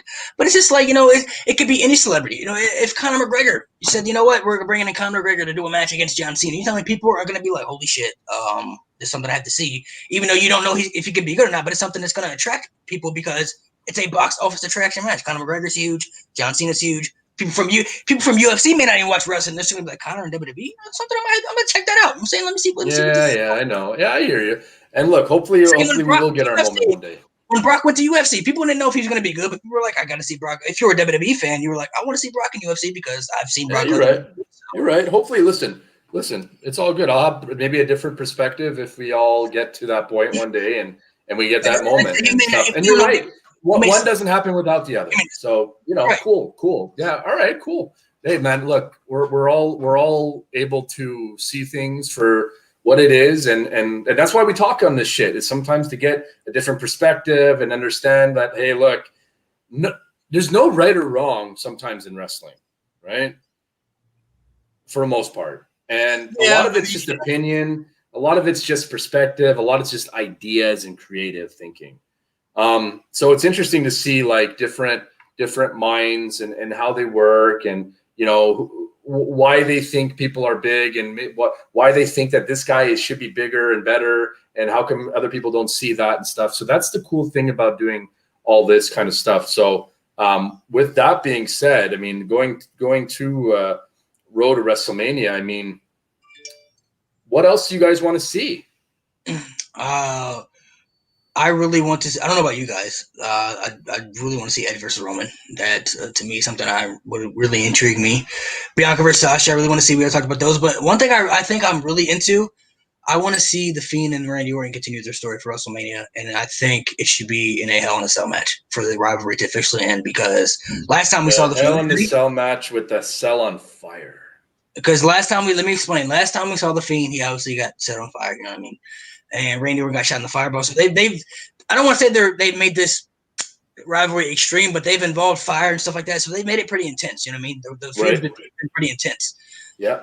What better way for it to end the feud by having to go to one place that no wrestler ever likes to go, but you have to go to insert things, which is the way they don't use the match anymore for part of feuds. It's a Hell in a Cell match. And I think the way they should do it is that you have Randy, you have Randy and Alexa build this up to WrestleMania, and you have Randy challenge the Fiend to a WrestleMania match, not knowing if the Fiend's going to show up. Keep the Fiend off TV until WrestleMania, and he makes his comeback at WrestleMania, because there's been rumors that he's coming back with a different look. So if he's going to come back with a new look, I think it should mean something, and I think they have to use the Fiend, what they didn't use him for, as an attraction. Bring the Fiend back for when it makes sense, and have Randy Orton challenge the Fiend to a match at WrestleMania. Say, you know what, Alexa? I know the Fiend. He's been teasing me and everything because he's been dropping teasers. So I know he's still around. I want to end this at and you could use it where, like, you know what, at TLC when I set him on fire and everything, I thought I got rid of him for good, but now I know what I have to do, and I have to really finish him for good. And we have to do it, and I have to take him to hell. We have to do it into hell. I have to go to a place where I don't want to go, but I know I have to go if I'm going to get rid of the Fiend for good, and that's hell. So you tell the Fiend at WrestleMania, Hell in a Cell, he shows up, and obviously, I want him to show up to Hell in a Cell, however they want to build it. You keep him off TV to WrestleMania, have him drop little teasers and everything. Then at WrestleMania, he comes back. Whether he comes back with a new look, I don't know if he comes back with a new look or not, whatever. But let me add to that. I want to add to that because that's a great idea for a feud. What if you continue this cinematography, Firefly Funhouse Part 2 / House of Hell or some crap like that, and then you have like the Fiend still debut his new look, and then you have it against Orton, and really make it scary though, like really not like the one that they last did. But that was yeah, but it wasn't that bad. I was into it. It was pretty good shit, man. Like, and I think if they could do something like really like scary, like hell, like really like hell, like I think it would be bone chilling. The only reason I said the Cell match because I know WrestleMania's gonna have fans this year. I mean, so I'm just like, they could do a cinematic match. I'd totally be down for a Firefly. They could do a Firefly Inferno, House of Horror match for all I care. You know what I mean? But I think for it to end, the Hell in a Cell match would make a lot of, because let's be honest, we came from the era where the Hell in a Cell match meant a lot, and that's a match that they would use to end feuds. You know what I'm saying? One of my favorite Hell in a Cell matches of all time is Shawn Michaels versus Triple H at Bad Blood, and that made sense because they had a legit feud for 2 years. So like, this feud had to end. How we're gonna do it? We're gonna do it inside Hell in a Cell, and it was a war. They had a match. They had a cell match for like 45 minutes. They beat the shit out of each other legitimately. They had a war. That's how it should end. That's how the rivalry needed to end. And I think for this to end, you could build this match up with Alexa and Randy. That's all you need right there. Just those two. You keep having her character is cool right now. She's been doing weird, bizarre shit. You know what I'm saying? You could have Randy continue to do the build a match up for Alexa and him. Yeah. You could keep the Fiend, kind of like we did with Undertaker when Bray challenged Undertaker at WrestleMania. They kept Undertaker off television until WrestleMania because you didn't know if Taker was going to come back because that's the streak ended. The same thing we did with the Fiend. Bring him back at WrestleMania officially. If he has a new look, cool. If he doesn't have a new look, fine. His look already is dope to me. Yeah, exactly. So I think that's something I would really like to see, and I'm pretty sure their feud's going to extend to WrestleMania. I don't think. Again, I really think that whatever Bray Wyatt does, the Fiend, whatever he does, I hope that he wins, and I want to see like a beginning of another streak because now that Undertaker's gone, you need that demonic sort of angle, that larger than life presence, and I think the Fiend might have something with that. And it might take him a few years to get some momentum and things of that nature, but after 3, 4, or 5 wins at WrestleMania or whatever, and then he's putting out let's be honest, he took out Cena. Maybe this year, instead of going after Randy, maybe he puts out Goldberg. Maybe he does like a Firefly Funhouse Part 2 with Goldberg.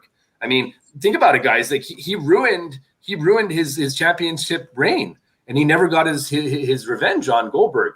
And Goldberg needs to have maybe another match or something. I don't know. So yeah, he owes WWE 2 matches per year, so he already has 1. So he already had 1. He's got 1 more coming, maybe. Another match I want to throw out there too, which is the first time ever, and I would love to see this because it's a match with AJ Styles. And AJ did an interview, and he said that he would love to face Triple H at WrestleMania this year. And I thought about that. I was like, holy shit, I would love to see that match because that's the first time ever. It's a match we haven't seen.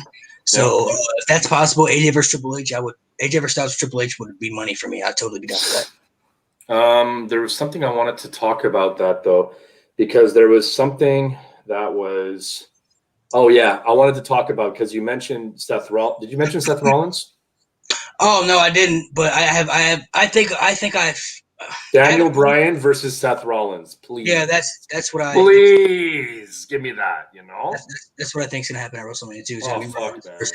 But you know what I think they could do this though. See, this is why when I was talking about Edge beating Roman at WrestleMania, and you can extend it to SummerSlam, you don't have to have Roman get an immediate rematch. You could have him revive himself and rebuild himself. You could do a match at WrestleMania with Rollins, Daniel Bryan, and Kevin Owens, make it a triple threat. The winner gets the shot at whoever wins the match between Edge and Roman. So they're the next number 1 contender. That way, after WrestleMania, you already have a new set feud, and you could do Rollins versus Edge because remember they have history when Edge tried to break his neck on Raw. But when he wanted to bring back the Authority, when he forced John Cena to bring back the Authority, and he threatened to snap his neck. You could use that storyline. And Rollins versus Edge is money. That's a match it's a feud we haven't even seen yet. So I think you could do that. It gets Owens involved in something, Rollins involved in something, Daniel Bryan involved in something. All three guys could legit have a reason why they should want the shot because Owens has been screwed at times. Daniel Bryan has said he wanted. I would make it a 4-way and put Cesaro in there. Why not? Throw Cesaro in there too, or Shinsuke. Throw Nakamura in there. You can have a 5-man scramble match that would light up the fucking joint, bro. And make it a number one contender match. That way, the winner gets the shot at the next whoever. It doesn't even matter who wins. You could be like, whoever wins the match between Roman and Edge is the immediate number one contender for the belt, and they're getting the shot. You have Edge win, and I still want him to retire the Universal title and bring back the world title because it would make more sense storyline wise. Because number one, it's the belt that he never lost. Two, that was really his belt because he held it more than anybody in WWE history, and it would just make sense because let's be honest, nobody likes the Universal Championship. Everybody loves the World Heavyweight title, and people would lose their minds and be so happy to see that big gold belt back on a brand. Have that happen, and then you can set up a feud for whoever after that, and you can. I'm not saying keep Roman off TV, but you can have Roman do little things where maybe like he's losing his mind, like he's pissed that he let the family down. I'm saying he let himself down, let the family down. You can even do vignettes with him and his father and the Wild Samoans where they do vignettes where they're like a Hawaiian like a Hawaiian vignette thing where they have like the little fire, the ring of fire stuff, and you could have them sit in the fire and everything, and you could have the OG Samoans, be like Roman, and you got to step it up, bro. Like you're good right now, but you're the leader of the family now. You know what I mean? You have to be on that top level if you want the responsibilities of being the leader of the bloodline, which builds. If you get what I'm saying, it builds Roman up stronger because Roman, when he comes back, he realizes he has to be better than he was before, which is why he would get the belt back from Edge at SummerSlam. Because I like the longevity of booking storylines, but I think that would be dope if they did that because that's something that would make a lot of sense to me personally. But that's just how I was thinking. I don't know if anybody else meant to, but that's something that I think would be logical because, like I said, people are like, Edge beating Roman. I don't know, but you have to realize Roman has to lose the belt at some point. So if Roman is not losing to Edge, who is going to beat him? It could be Daniel Bryan, but is Daniel Bryan really believable enough to me? He's not. Kevin Owens, they've already done Kevin Owens. It's not going to be Kevin Owens. Jey Uso, no. Shinsuke Nakamura, no. There's nobody else really on SmackDown to me to look at where I'm like, oh yeah, he's a legit threat to beat Roman. There's nobody else. So if he's not going to be Edge, if Edge's not going to beat Roman, who's going to be Roman? Otherwise, he's going to have the belt forever. And which I wouldn't be against, but I feel like the fan base we're in today won't accept that. A lot of that, you know what I mean? Because maybe Big E eventually. Eventually, it could be Big E. But right now, for WrestleMania now. Big E. No, he's not there yet. But maybe in a year's time, who knows? I don't know. I mean, I think the idea is whoever beats Roman has to be that next person in line, right? And storyline wise, Edge makes a lot of sense because he has the comeback story where he never lost the belt. So storyline wise, he feels like he was robbed of his last title run because he never lost the belt. He had to relinquish it. He had to give it up. Roman Reigns should know what that feels like because Roman Reigns had to give up the Universal title when he announced he had leukemia. So where I do believe I agree with you with the Edge versus Roman because of the fact that there's a lot of money on the table with Edge facing new superstars. That's one of the best things that we love, right? If somebody ever came back from retirement, like Daniel Bryan and stuff like that, the idea is like, oh, I can't wait to see Daniel Bryan versus Adam Cole. I don't know. You know what I mean? Something like that. And it's like that fantasy booking that plays in our head, those great matchups, those fantasy matchups that can be on a large scale like WrestleMania, should happen. And you're right. New versus old, nothing wrong with that.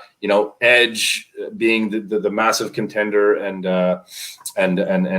super heavyweight star that he is. I mean, it's a great idea to put him with somebody else. It's just the tricky part is, and you nailed it. You nailed a very good point with how you can book Roman afterwards for sure. It's just, it goes right back to a little bit of, well, what does that really do for Roman to have him lose to Edge? But you're right. If they do it properly, and if they really have him come back even stronger, he beats Edge. Maybe there could be something to that. We still have some time between the feud with him and The Rock. Everybody wants to see it. You can lose and make a lot of sense. When Kane lost to Undertaker at WrestleMania, Kane lost the match, but he still looked great in that match. Even though he kicked out of 2 tombstones before he got pinned on the third one, and he kicked out after he got pinned on 3. So it made a lot of sense. Kane still looked great after he lost his match at WrestleMania. There are ways you can lose and still be I don't want to say dominant in a way, but it still be great in a way. You know what I mean? There's still ways you can lose and still be okay. True. I want to talk about. And let's be honest, even if Roman loses at WrestleMania, he's still going to be the top guy. I don't think it's going to hurt him. It shouldn't cool him off. He's that fucking good that he could just come back for sure. I want to talk about this. What we see on the screen right now. Strowman, eliminating AJ Styles, and almost was pretty pissed at him. Big stare down. I thought at first that he was going to have some beef with Big E, but Big E didn't really challenge him. He just kind of said, "Oh man, I got eliminated," and he just kind of took off, whatever. But then he had more of a moment with Strowman, and if you guys remember Raw backstage or Raw Underground, I should say, there was some tension there, So I'm excited to see this guy in action. Are you guys? No. Not at all? You're not at all a little bit curious? He's a big boy, bro. No, I have no interest in I have no interest in seeing that. I have no interest in him whatsoever, to be honest.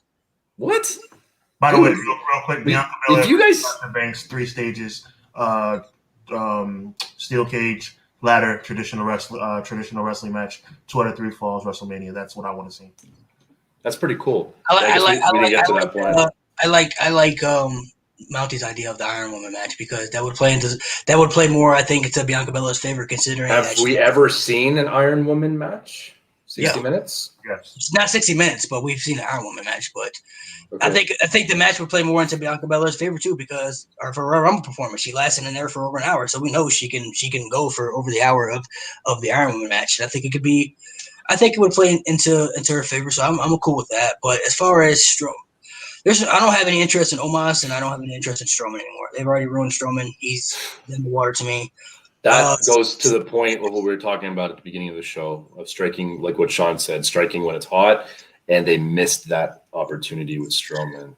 It was unfortunate, When he was picking up ambulances and shit, bro, that was your time. What the fuck happened? He should have been that Roman Reigns down the throat angle. And that was the issue, right? He should have been the one to beat Brock Lesnar when he was the champion. That would have solidified him because he got destroyed by Brock not once but twice. Wow. So you should have put the title on Strowman that SummerSlam 3-way match. Yes. Or even at the No Mercy when they had the 1-on-1 match, he should have beat him right there. So I think about it. When Strowman came out at 30, people were like, "Oh, Strowman 30." I'm saying you shouldn't have. Strowman should not have that feel at this point in stage of his career. People should be like, "Oh shit, here comes Strowman." You know what I mean? Like, you should get excited when he comes out at this point. Now it's to the point where it's like Strowman comes out and you're like, now I don't know why people were surprised. We knew he was going to be in the Rumble. You know, I knew. I was like, I was surprised because I forgot about him. That's not good. That's not good, right? It's not the point. It's not the point where you already knew. It's at the point where you should be excited that he's coming out at one point. You shouldn't be like when Strowman comes out, you're like, "Oh, Strowman, come here, come Strowman." Well, hang on a second. If they did not, let me ask you this: if they did not ruin his comeback on SmackDown, fucking 2 days before that, would you have been a little bit more excited? It would have been worse because we wouldn't have known who number 30 was. It would have been Strowman. I would have been more disappointed. It's kind of like it would have been like Roman Reigns 30 at 2017. Like, you didn't know who it was. That was bad. Did he have a match before that or something? You think he had a match before and you didn't know who number 30 was going to be, and you're like, "Oh man, who's number 30 going to be?" And they brought out Roman. You were like, "Holy!" Oh, that was an Orton one, right? Yeah. Yeah, that was awesome. But not the 30 pick, obviously. Yeah, it's too bad. I mean, look, even I was talking like, Rey Mysterio being number 26. I'm like, can we stop putting Rey Mysterio in the late 20s? Fuck. Like, what?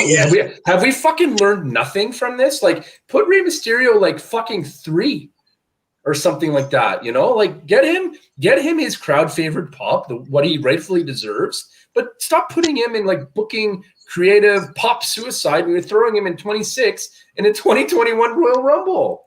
And that goes the same for Cesaro. You always do this to these guys. Like, Cesaro would be a great you wanted to push the fucking guy. He just signed his contract. Like, maybe it was up in the air at Royal Rumble. I don't know. But he renewed his contract with WWE. But what they should have done is fucking have Cesaro like number 6 and give him 15, 20 minutes and let him shine a bit. What the fuck is the problem? Instead, you put him in the Royal Rumble at number 28, and he lasts 4 minutes. Like, come on. Like, they don't see any potential in Cesaro. We know that. I think it's sad. And let's give another spot to Hurricane, because we haven't seen him every year for the last 12 years. Like, I love Greg Helms. I love him. But fuck, man, how many times are we going to see that shit? I would love for Cesaro to go to NXT. I think he would thrive in NXT. If Triple H got his hands on him, he would thrive in NXT. That's all I'm going to say. Oh, yeah, totally. 100%. Like, they did it with Balor, so you might as well, rebuild them again from NXT and start the whole process over. There's a couple other things. Like Damian Priest obviously shined. I've been a fan of this guy since Punishment Martinez and all that kind of stuff. So, like, I'm really glad he's going to be a champion one day, I think. Or maybe. I'm not sure what you guys think, but I have a feeling he's going to be a champion. I thought he did pretty good. Did you guys were you guys impressed with him at all? Do you know about him? Or I love Damian Priest. I liked him as Punishment Martinez. When he came to NXT, it took a little time for me to grow on him as his new character and everything. Yeah. But Sean, you've been quiet for a bit. Either we said something you didn't like or you're pondering. Me personally, I don't see him getting pushed on the main roster. Really? Who comes up from NXT and they push the main roster? They didn't push anybody coming from NXT. Everybody thought Keith Lee was going to get pushed. They haven't done nothing with him yet. Charlotte. The highest Damian Priest will go be. But the Four Horsemen were destined, though. Guys like Keith Lee, Nakamura, all these guys, Bobby Roode, all these guys that were super fucking over in NXT that should have came to the main roster and been champion. They don't do nothing with them. And Damian Priest was never even the NXT champion. So I don't even think, he's going to be in catering not too long. So Seth Rollins, what are you talking about? Seth Rollins was pushed hard. I know it's hard. It's hard for me to think about it. So that proves your point for sure. The Shield was pushed hard too, but that was before the NXT what it is now. Ever since NXT became what it is now, and Triple H brings in superstars to develop them to be hot, he does that. Samoa Joe, Bobby Roode, Shinsuke Nakamura, Shayna Baszler, Ember Moon. They had to Sami Zayn. Kevin, they had to send Ember Moon and Finn Balor back to NXT because they came to the main roster and were the shits. Not their fault by any means. But all these people that were like, why is Nakamura now just reinventing his push? Like, he should have been the WWE champion already. When they came up to the main roster, he had so much momentum. After he won the fucking Rumble and lost to Jinder at SummerSlam. That was won the Rumble and then lost at WrestleMania to Styles and then turned heel after the match when he was. Yes, I'm sorry, but then he had another. And then they fed the Jinder, yeah. Like that was. And they changed his music and everything. I was like, oh my god, what are you doing to him? Like, why? I know. And now they have to rebuild him from the start, and like Bobby Roode, I'm not even paying attention to him anymore. It sucks.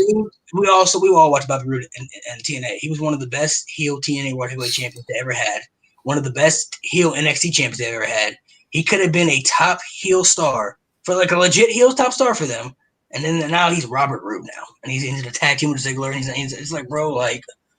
And Samoa Joe, he's commentating right now. We didn't love Samoa Joe on commentary. He's actually pretty good. But like I said, why hadn't Samoa Joe been a champion yet, a top champion? Not even the Universal champion. When they turned into Brock, he didn't get to be Brock for the time. I'm like, bro, like why are these guys are really good, but they don't ever push them. Yeah, no, it's true. That's true. Damian Priest, I love Damian Priest, but he's not. A couple months from now, people are gonna forget about him. And it's sad to say. I really want him to get pushed. He's going to have his moment at WrestleMania with Bad Bunny because it's going to be him and Bad Bunny versus Miz and Morrison. After WrestleMania, though, it's going to be downhill. I don't see. They may put him in a little feud after that. He may get a little push after that, but not too long. Is he on the roster now? Is he on the main roster? Or he's on Raw. Yeah, he's on Raw. He's on Raw for now on, right? That's him right now. Yeah. So, again, another guy that doesn't have the title, but you don't really need to have the title in NXT to be like the main. To have a main guy, but yeah, we'll see what happens. I mean, the one thing he's got in his favor is his height. He's got a little bit of a presence too, a little bit. Yeah, we'll see. I mean, it all depends, guys, right? Like obviously, like Vince has his way of saying, okay, you're good. I don't know about you. You know what I mean? Like you're not big enough. You're not this, whatever. It seems that way. A lot of these things in a direction, might not change until Vince steps aside. It's sad to say. It really sucks because, if something works on NXT, there's no reason why it shouldn't work on the main roster, right? At this point in the game, like, I don't know exactly what you do. NXT is NXT for sure. At some point, do you just, make WWE a bigger version of NXT and just have one whole thing? I don't know. Probably not. It'll never happen. But it's interesting to think about because it's like everything happens down on a smaller scale and it works. And how come it doesn't work on a bigger scale? Sometimes it just doesn't work. It's weird. You know what I mean? Yeah, I mean, Let's talk about Lars Sullivan. Sean's been quiet for a minute, so oh my gosh, do we really? Did anybody ever care about Lars Sullivan? I mean, and he did. And I'm not gonna lie, his NXT run was not bad. I don't think his NXT run was bad, but ever since he came to the main roster, I think he was dealing with some anxiety and stuff and everything, which I completely understand. Trust me, I understand it. Yeah, we do. So I understand. But he came to the main roster, and then he was off TV. Then he'd be off TV for like a year, come back to the main roster, get a little push, and he'd be off TV again for a year. And it's like, there was a lot of controversy surrounding that guy. Yeah, that's all I could really say about that. It's a lot of stuff that was just. You knew he was going to get in shit. I heard somebody get that happened too, but I'll let you go, Sean. You've been quiet for a minute, so. Yeah, I think Lars is a disappointment as it relates to the potential that was there.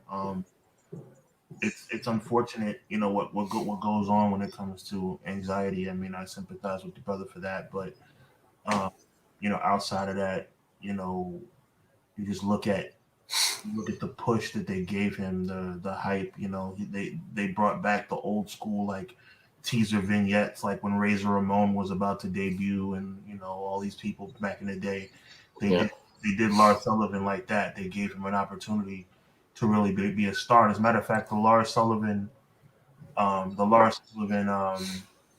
vignettes kind of came out of nowhere. No, I mean, Lars Sullivan being pushed from NXT kind of came out of nowhere. So it's just unfortunate. You beat the crap out of the Hardy Boys, you beat the crap out of a couple people, and unfortunately, it never really panned out. That's the way it works sometimes. Lars is a physical specimen, but when you combine personal issues that we could all sympathize with lack of TV time and lack of opportunity to kind of like cash in on the opportunity, if that makes any sense, like lack of chance to build on what was set forth before you, which was an opportunity to be successful. It just wasn't meant to be. All the ducks were in a row. Twice, as a matter of fact, all the ducks were in a row, and it didn't work out. Modern day Snitsky, that's a good comparison. Yeah, I can see that. It kind of reminded me a little bit, for sure. And Kyron was saying it wasn't WWE's fault with Lars. He has anxiety problems. He got injured, and then he had a lot of controversy. Yeah. It wasn't WWE's fault. No, I don't think it was. But it's just like none of us were really saying that. It was. I don't think it was anybody's fault. I don't think it was WWE's fault. I don't think it was Lars' fault. A bunch of bad luck. It's an unfortunate thing. It's an unfortunate thing. Sometimes it doesn't happen. Honestly, it's a modern day Batista, but Batista's situation worked out compared to Lars that didn't. As far as the way Batista's career could have went, when Batista went down in the injury with Evolution, Batista could have. That's what I'm talking about. When I say modern day Batista survived his injuries and his issues. Well, I mean, part of it though is because of Triple H. Though Triple H was looking out for him. Yeah, he was definitely looking out for Batista back then because they wanted Jindrak and Batista was Triple H was like, no, we're gonna have Batista, so we'll wait for Batista. Well, they wanted Jindrak over Orton, was it not? They didn't know it. Orton was already in it. They wanted Jindrak over Batista, but Orton and Jindrak were like too wild together, and Triple H didn't like Jindrak, so Triple H was like, no, Batista's the guy. We'll wait on Batista. Yeah, those ruthless aggression. Which I mean, it sucks. Documents were so sick, man. It sucks for Jindrak in a way, I mean, it sucks for him, but I mean, kudos. It's great for Batista because it worked out for Batista. So. Yeah, I know. Jindrak still has one of the best drop kicks I've ever seen in the world. I'm just going to say that right now. Yeah, one of the last topics I want to talk about before we wrap it up, because we're coming up on 2 hours, is obviously you guys know about what happened with Tyler Rex. So he what's the word I'm looking for? What's the word I'm looking for? So yeah, I still have COVID brain fog. Transgender. Yeah, transgender. So he goes by Gabby now. His real name's Gabe, but then he changed his name to Gabby, and he's a woman. I was taken back by it. I was obviously surprised. I think it's good for her. I think it's important that we look at ourselves in the mirror and understand, okay, what's going to ultimately make us happy in our day-to-day life, and I saw the amount of support that he got. It's very interesting and very admirable at the same time. I think it's important for a guy of his stature, being that big physical presence of a man that he was. This guy was fucking huge, jacked, tall, like very manly guy, big beard, dreadlocks, the whole deal. It's like, yo, don't fuck with that dude. You know what I mean? And it's just so interesting that, like, you just never know, man. You just never know how people are feeling, I guess, on the inside. And I guess he was scared to admit it and this and that. And it's really interesting that it gets to a point in your life where you're just like, yeah, I'm going to do this. And I guess he had his wife's support and everything. And it's just like, it changes everything, like for me, looking at it, it's taking me a few days to get used to. I'm not hating on it by any means, but it's just taking me a few days. I'm just not used to it. I'm just like, because I've been following his Instagram since I started Instagram, you know what I mean? So I was just like, what's going on here? And then I found out, I was like, oh, okay. Like it just totally, I was shocked. I mean, look, I want to hear your guys' thoughts. Are you guys comfortable talking about it a little bit? You want to start, Sean? You want me to go? So I mean, I don't have any problem with it. I think no, of course not. The world is very judgmental, and some people obviously don't believe in that stuff. But I have no problem with people living their lives the way they want to. It's their life, so whatever makes them happy, that's all that matters, man. People, except the world is judgmental. People want to look at people and be like, "Oh, you can't be gay, or you can't be a lesbian, or you don't have the right to be a transgender, or you don't have the right to do all certain things." You know what I mean? So some people don't believe in it. I know, Sean, you're very religious. Some religious people don't believe in it because it's against, I think, in a lot of different Bibles, but I know in some Bibles, they say that God doesn't like gay people, or he doesn't support the gays. So I know some people who are religious, and I don't think they have a problem with gay people, but they don't support it. You know what I mean? Like I don't think they have issues with gay people personally. Like they'd be cool people. They see people in person, like, oh yeah, what's up, man? But like they don't support the movement in a way. You know what I mean? So I know some religious people, that's the reason they don't support it, is because of religious beliefs, which I completely understand. But me personally, I don't have an issue with it. I said if that's the way people want to live their lives, then let people live the way they want to live their lives, man. You only got one life to live. You know what I mean? Life is short. Everybody dies at some point. You don't know when you're gonna die, so you can't take life for granted, man.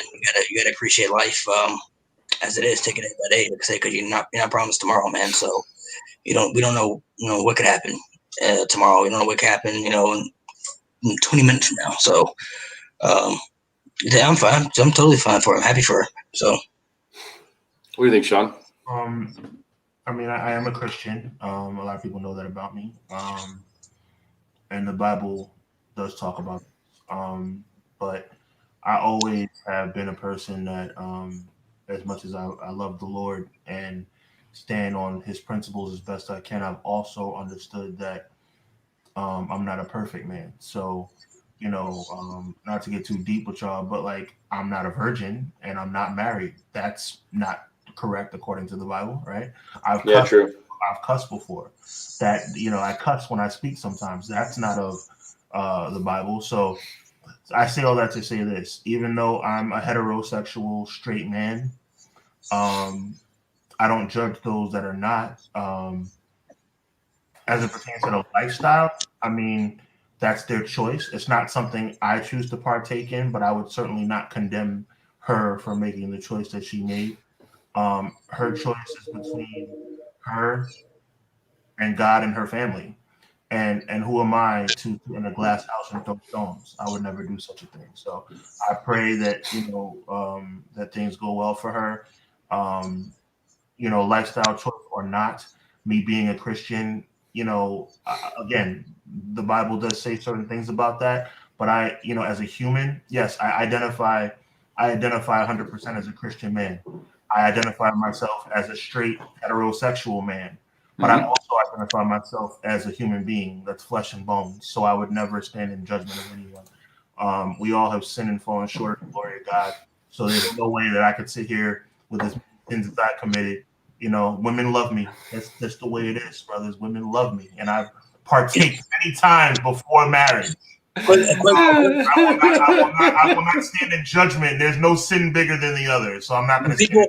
I think people have the right to change their perspectives too, because I knew a guy who, he was against gay rights and everything. He didn't believe in it because of his religious beliefs and everything. He was totally against it. But then his son found out his son was gay, so he had a son, and his son was gay. So now he has to look at it as like, damn, man, like this is my child, you know what I mean? And my child is now basically what I'm against, but his whole perspective changed because it's like, what is he going to disown his child, or is he going to accept what his child really is? And some people would have disowned their child, but he accepted what his child is, and now he sees things differently now. You know what I mean? So I think people have to be open-minded. Just because you may not believe in it doesn't mean that it can't be right, or doesn't mean that person can't live their lives the way they should want to. You know what I mean? It's not your life. I was trying to add a little levity and humor to the situation, but thanks, Aaron. I appreciate that. God bless, brother. I just don't. I'm not gonna get on your channel and preach, Mountie. Okay, so forgive me. No, it's all good, bro. It's all good. I'm a sinner, but the beauty, and thank God for the fact that I'm a sinner saved by grace. That's what the beauty of being a believer in my world, of being a believer in Jesus Christ is. You're a sinner saved by grace. But I never forget the sinner part. Yes. I never forget the sinner part. I never forget that I fall short, and it's only by the mercy of God that I'm able to live and be happy and do what I do. And we still get blessed afterwards. Still get blessed in spite of falling very short. important. Very important. So for Tyler, sometimes, so for Tyler Rex to make the decision that she made, or not even decision, whatever it may be, like the feeling that came over her, or the understanding of who she has been the whole time, and now she's embracing it, whatever her truth might be. For me to sit here, and I'll talk about this because we're all men, and we're being real. Fornication, the most common, fornication, sex before marriage, right? If I've delved into fornication, that's a sin, right? A sin that God needs to bless me for and forgive me for.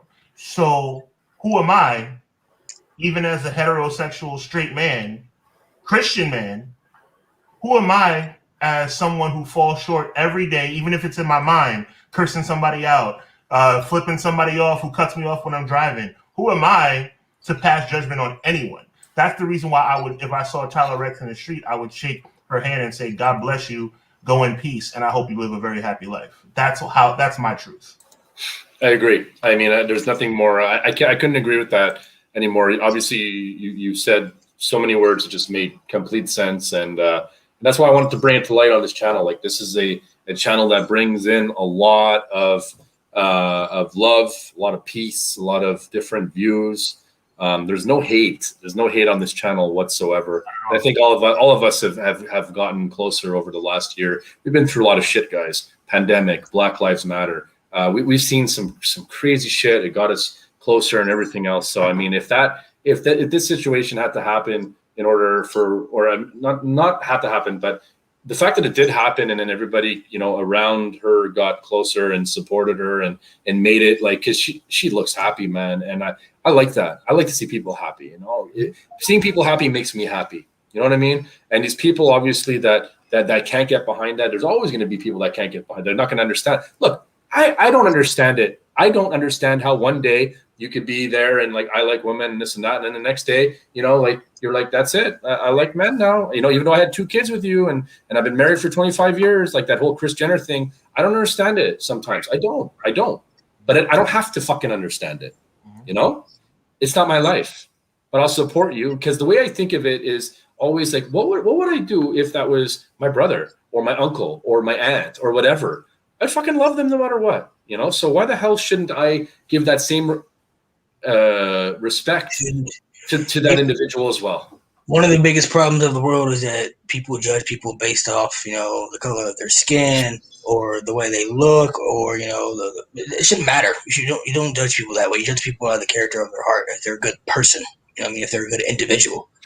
Judging people by whether they're short or they're tall or they're too big or they're too skinny or they're gay or lesbian or transgender or whatever you may be, that's not fair. It's wrong. And people shouldn't be judged because of those reasons, because it makes other people feel uncomfortable. And people shouldn't have to feel that way. People should be accepted for who they are, because we're all human beings. We all have emotions. We all cry. We all mad. We all get mad. We all laugh. We all have all types of emotions, and people shouldn't feel shunned from the world. That's a terrible. I've never felt that way, but I can't imagine that's not a good feeling to feel like you're shunned from the entire world. Obviously, there are people out there who always will love you, but it could just be some people. Some people. Me personally, I never really cared about people thinking about me, because when people make fun of me or something like that, it's just like whatever. Like, it doesn't bother me. You know what I mean? But some people it really gets to. I used to. Oh, you're stronger than me. I'm a sensitive individual. Yeah, I'm a big dude. I'm strong as fuck. I'll break you in half, but you can still hurt my feelings. It's just how it is. Some people are like that. Like some people. I hate it, but at the same time, I don't hate it, because that is the side of me that has the biggest heart in the world, that I'll help anybody. Some people want to feel accepted. Some people want to feel accepted. I used to talk to a girl. She was a good friend of mine throughout high school, and she, for some reason, she had this thing where she had to get a boyfriend. Right? She was just set on being in a relationship. She wanted to feel important to somebody. She wanted to feel loved. Right? We're like, bro, you don't have to find somebody right now. You don't know where life's gonna be 10 years from now. Be patient with things. You know what I mean? You shouldn't have to feel like you need to be with somebody right me now to feel accepted, because she didn't feel accepted. Be with somebody, the main reason was that because she didn't feel accepted by her family, because she wasn't really close with their family and everything, so she didn't feel the love that she wanted to feel. I'm like, look, I understand. It's wrong to feel that way, but you shouldn't. You're great just the way you are. You know what I mean? It seemed more like a family issue than a relationship issue at that point. Right. So. But she didn't feel like. She didn't feel like she was great the way she was, and I was trying to explain to her, there's nothing wrong with you. There's nothing wrong with who you are. You may feel that way because of maybe what people have said to you, but fuck those people. Those are negative people that you don't need in your life. That's negative energy. You don't need that negative type of energy. People should feel accepted, and people shouldn't feel like they should be shunned from the world. That's the problem with them. Like I say, you should judge people by the way of the heart. If they're a good person, if we all didn't know each other and we did a podcast and say I was just an asshole after the podcast, you guys can be like, hey, we don't want him back on the channel because he was an asshole. You know what I mean? Pretty much. That's different than me come on here and say, hey, if I came on here and say I was gay, right? And I came on here and I was like, hey, I'm gay. And you guys, and say after the podcast, I know you guys don't like this, but after the podcast, you're like, you know what? I don't want to have him on the channel because he's gay. That's wrong. I'm saying that's not fair to me. I didn't do anything to you guys. It's because if I was gay. But if I came on here and I was an asshole, and you guys were like, hey, you're not going to be on our channel again because you were an asshole. Okay, that's the reason, because you were an asshole. So. Well, I think sometimes people too, they unfortunately, and this goes not just from a gay or anything at all. It's just as a characteristic, they're too pushy. So just because they believe in something, they push it on you. And that's what I'm trying to say is sometimes when people go on whatever journey that they're going on, it doesn't mean that you have to force everybody and to think of it your way. The best practice, in my opinion, is to speak your truth, tell us what's going on, and and understand that, look, not everybody's going to be okay with it, and the people that aren't okay with it, don't try to change their minds. It's not going to, you know what I'm saying? Because some people are really, really adamant, like people that don't eat meat or whatever like that. They're fucking like in your face. No meat. It's like, okay, hang on a second. You know what I mean? I know we're going on different topics here, but you get what I'm saying, right? Vegan life, vegetarian, like these, it's very pushy. Feminists, a lot of feminists sometimes are really, really, really over the top push. And I'm not saying this for any hate, fellas. You know what I'm saying? I'm talking like, I've heard this from females, bro. I've heard it from females saying like, and there's different forms of feminist. There's a great version of a feminist that will speak her truth and and all that stuff. And then there's like another version of it where it's like super over the top. And whatever. I'm just saying I've heard of these things and I see it sometimes and I'm like, well, I probably would have done it a different way. I'm just saying I just might have would have done it a different way. I'm not saying their way is right or wrong. I would have done it a different way, right? I got a friend of mine who's he's vegan, but he's not like the one like, oh, you can't eat meat type things. He's like, bro, like he used to eat meat. He used to eat meat at one point. Now he doesn't. Sure. He's a vegan now, and it's just like people have to be more accepted. My grandmother, my dad's mom, my grandmother, she was real religious like Sean. Went to church every Sunday. I'm saying she was a real religious woman. She's not alive anymore. May she rest in peace. But that just wasn't me. I'm saying I'm not religious. I'm saying like I'm not saying I don't believe in God, but it's just not my thing. You know what I mean? And that's okay. And it's okay. And she was okay with that. You know what I'm saying? Like obviously she would talk to me about certain things, and she would try to get me into it, but I just couldn't get into it. I'm like, look, this is not for me, Grandma. Like I'm not saying like I don't believe. I respect your beliefs, but it's just not my thing. You know what I'm saying? Sean has a son. I'm saying, I'm sure if Sean's son grew up and was like, hey, no, Dad, I don't want to go to church anymore. That's not for me. I'm sure Sean's going to be like, okay, son, that's, it's your choice. I'm saying it's your choice. I'm saying, if you don't believe what I believe in, then that's 100% fine. You're still my son. I love you. I'm not going to love you any different. You know what I mean? She didn't love me any different just because I didn't want to go to church on Sundays or I didn't want to read the Bible or anything like that. It just wasn't my thing. It was her thing, wasn't my thing. People can be like that. And I think people will have to be more open-minded to that. You know what I'm saying? If you have a child who likes a different sex, you shouldn't be like, feel that is not right. You know what I'm saying? You should support them. Because that means something to them. Because even though they may not show that, they may not care, deep down they care because you're their parent. So that means something to them. So that's going to hurt more than anything to be not accepted. Because they're probably, even though the world may not accept who they are, I'm sure that their parents accept it is more important than anybody else's. So if you're a parent or even if you're a friend, bro, my friend, the reason that, and I didn't even know this, the reason that my friend became vegan is because he used to be fat. And we used to make fun of him because we used to tease him about it, and he used to laugh with us and joke about it. You know what I'm saying? But deep down, that it really hurt his feelings. Like we didn't know. He said he used to be up at night and it used to bother him. Like he used to whatever. But we didn't know. Like we were all just friends. You know what I'm saying? So we're all just friends hanging out. We just tease each other. Everybody got teased, but we all tease each other. And he would laugh with us. So obviously he thought it was funny because he knew we were kidding, obviously. But we didn't know that he really felt some type of way about that. And so he became vegan and he lost a lot of weight by that. And we didn't know that reason until years later. I've been friends with the guy since middle school. I didn't know this until like 3 years ago.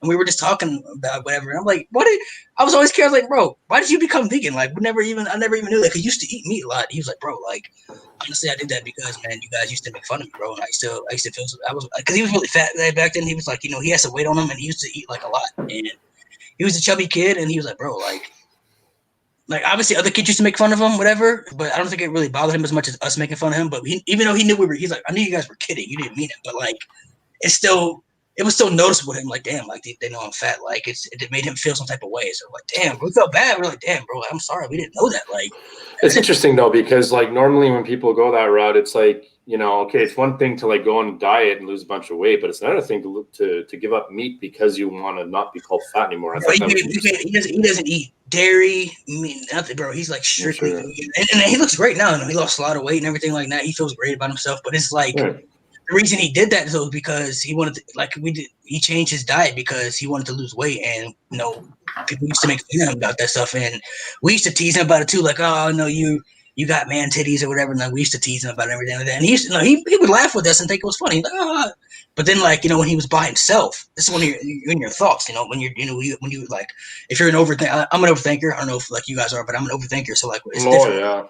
It's different when you're in by yourself and you're thinking your thoughts. You're like, wait a minute, they were making fun of me. Did they really mean? Like, I know they were kidding, but like, damn, like they noticed am I getting too fat? Am I like? They noticed I'm getting like, and it really bothered him, and that's why he changed his diet and everything. Like, I was like, bro, like I'm so sorry. Like, I had no idea, bro. Like I felt bad at this. I still feel bad at this point because even there were times where we even bring it up, and he's like, bro, like it's cool. Like I don't care. Like it's fine. But like, bro, it's like.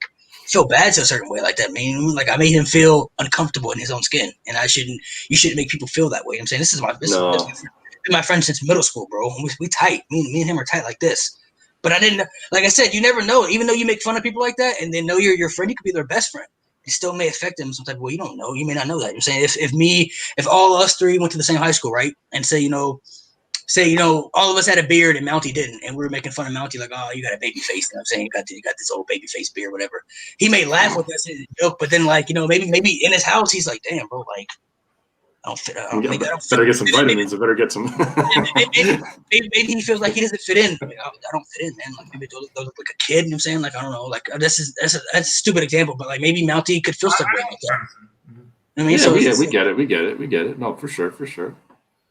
So, no, but it's crazy. I mean, look, it's for anybody watching, we don't want to get anything misconstrued on this channel ever. I don't want anything to ever come back to bite us in the ass or whatever. Obviously, all three of us have very strong beliefs that we believe that everybody should believe in what they believe in. I mean, it really comes down to that. And I feel like there's a lot of diversity out there, and it makes the world beautiful in a way. There's a lot of things that we can agree for sure that we won't get into necessarily that are pure just evil and doesn't make sense and whatever. But one of the things that does make sense is just having that happiness in life, and everybody deserves to be happy. Even bad people, they deserve to be happy and get a second chance for the most part. People can be weird about stuff like that too, though, man. Because like when I told you about remember I told you about the documentary about the Night Stalker about Richard Ramirez? I was just about to say, fuck that guy though. Like no second chances for you. That guy worshipped Satan and everything, and he would draw the swastika on his hand and everything. So he was like worshiping the devil. Sean, have you seen this yet? I wanted to ask you, Sean. Bro, okay, so I'll keep it short for Sean. I won't spoil anything, but this guy worshipped the devil. He drew the swastika on his hand, and he believed heavily in Satan, and he killed people for a living. But even after he killed people, there were still people that supported him because of it. Like there were women that wanted to sleep with him and like all types of crazy stuff. I'm like, man. Like, this is the time when you judge somebody that you have the right to judge somebody as they're wrong. And that's what I was going with, He takes people's lives and he worships the devil. So, but people were like, still like, oh, he seems like, like there were women that like legitimately wanted to hook up with him. I'm like, bro, like, stuff like that doesn't make sense. Like he was killing women. Women. And does it make sense? I guess they believed in it too. Whatever you're talking about sounds like an evil person. He was. No, he was 100% true story. He believed that. He believed that. I mean, I've seen little interviews about him, but he believed heavily in that the devil, and he believed that everybody has evil in them. That's what his belief was. That's crazy to me though. Like I mean, like that's not even comparable. Like that's pure evil. Exactly. And people like still when he was locked up and he everybody knew what he did, there were still women that would send him like naked photos, and like women that when he would come to trial, there would be women that would sit outside or go in the trial just to see him because they wanted to see him up close and they wanted to hook up with him. And I'm like, bro, like, am I not understanding something? Like, I don't understand it. Like you like people. It's funny to me that people say that gay people can't be gay, but like somebody who kills somebody for a living, he takes people's lives for innocent people's lives. People still think that's so like you still want to free that guy. Like it's even like people like today, like if somebody killed somebody and people are always like free somebody, free so and so, right? But he killed somebody. Like what do you mean like free so and so? Like that doesn't make sense. Like no sense. He killed a person, bro. Like he killed a person. Like this. What are you talking about? Free so and so. He kills them. So if so and so raped somebody, right? And someone's like, "Hey, free so and so." What are you talking about? Free so and so? You know what they did? Like, yeah. The age old question is like, fool me once, shame on me. Fool me twice, or fool me once, shame on you. Fool me twice, shame on me. And that's always the tricky part with letting these guys out. It's like, how do you know it's not just a bit? And next thing you know, as soon as they get their way, boom. I think it can be different, man. It's really tricky, man. I think it could be different though. Maybe I don't know. Maybe like if you say like you killed somebody once, because the difference between killing somebody once and being a serial killer. Serial killer means you kill multiple people, so you have a problem. If you're killing multiple people, then that means you have some type of psychotic mental problem in your brain, and it's let to know that you're delusional at this point. Mm-hmm. So Ramirez killed multiple people, and it was like they said that, it was so extreme, Sean. They said he killed people. He said they would kill multiple people a day. Like, dude. Not only that, like he would go in the kid, like, bro, it's like Sean, like he's like, yeah, it's it's your day, bro. And he would just fucking come in your house, boom, kill you, and then have a snack in your fucking fridge right after. You would eat food in your house. Like they said they would find bodies like on day, like the same day. Like they would be like, oh wait, this crime happened on the same time. They were like, wait a minute, he's killing like 5 people a day. Like he's going to like this is on a one day. We're talking. And he would put the pentagram on the walls and shit. Like, ugh. That's pure evil, and that's the kind of stuff that I pray stays away from me, my family, you guys, and your family. Like it's just that pure evil kind of stuff. You just you pray that God keeps those people away because they're nothing but pure evil. Like evil is in their DNA. Exactly. And then maybe you could look at it. Maybe we should compare killing. Maybe it's like somebody cheated on you, right? Okay, if you cheated on me once, okay, maybe I can give you another chance for that, right? But if multiple times, okay, well, obviously you're not faithful. You have a problem, so we can't be together. I mean, cheat on me once, okay, maybe cheat on me once. Maybe I can forgive you, and maybe we can try to work things out, right? But it's like if I forgive you that time and you cheat on me again, well, no, you obviously you're not faithful enough to me. So obviously you have a problem with not being faithful. So we can't be together. You know what I mean? That's a better comparison than killing people, because you kill somebody, it's wrong either way. So yeah, it's pretty bad. It's not good for sure. But yeah, we went on to some stuff. That's cool. That's probably the first time on the channel that I've spoke about things just a little bit non-wrestling related to some extent, and it's cool to get into that. At the end of the day, this is a wrestling channel. That's how I started it and everything else.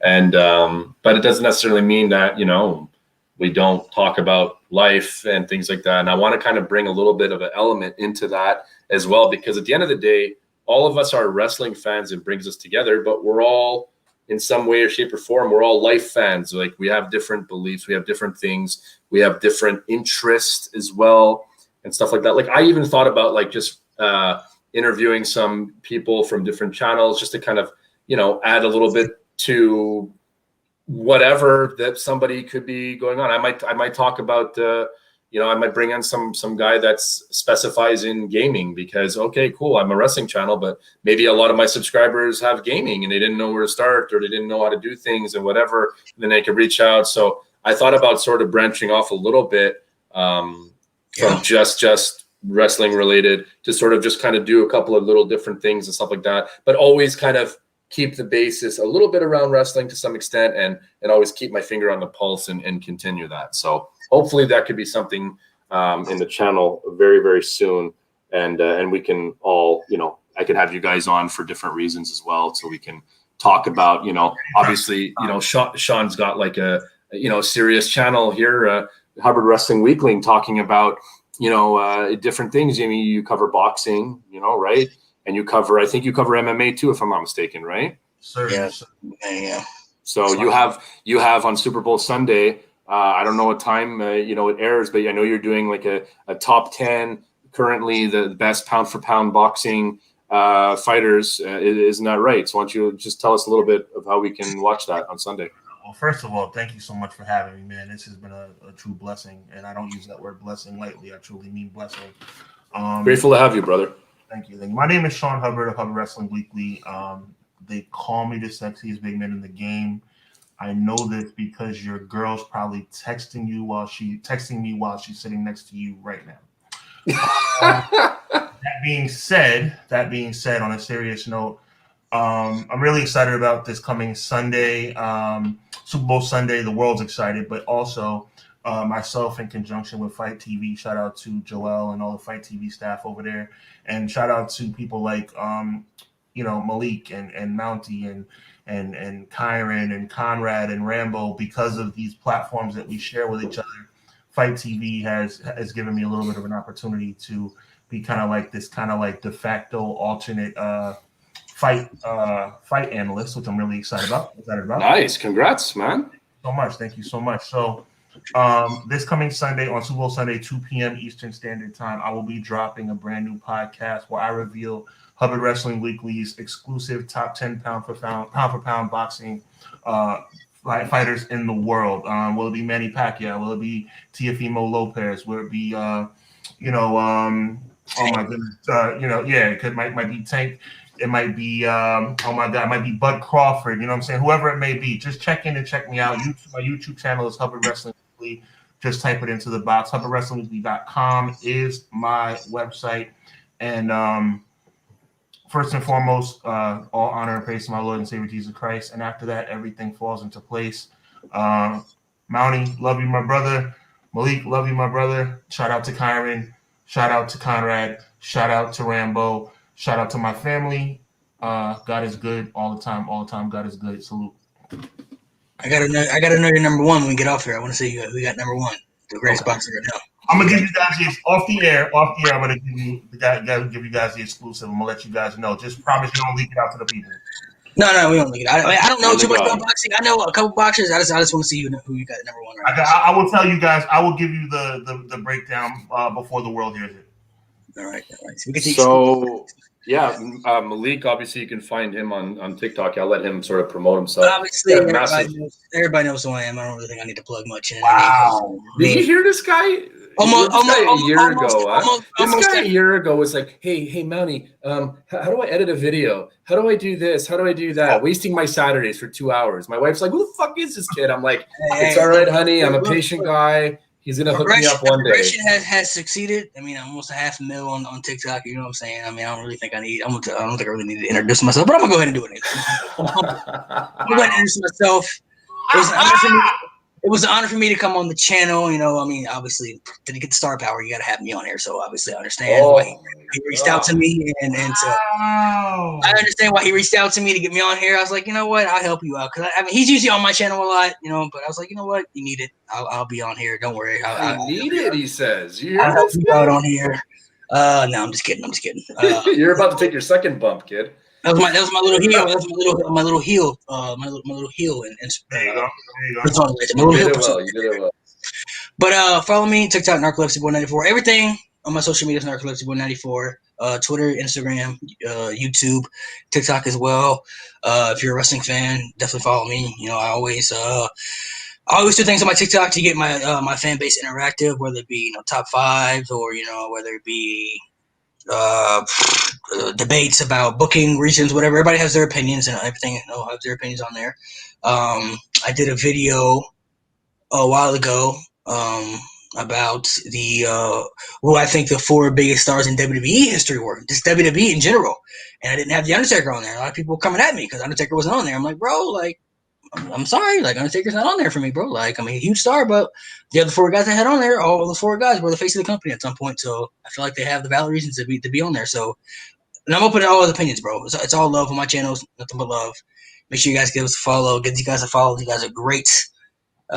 And one thing I also want to plug before we get off here too is I know a ton of y'all been hitting me up on Instagram or TikTok about the drafts, because some of y'all are really interested into the draft stuff, and y'all been asking me, am I doing more drafts or when the draft's coming back?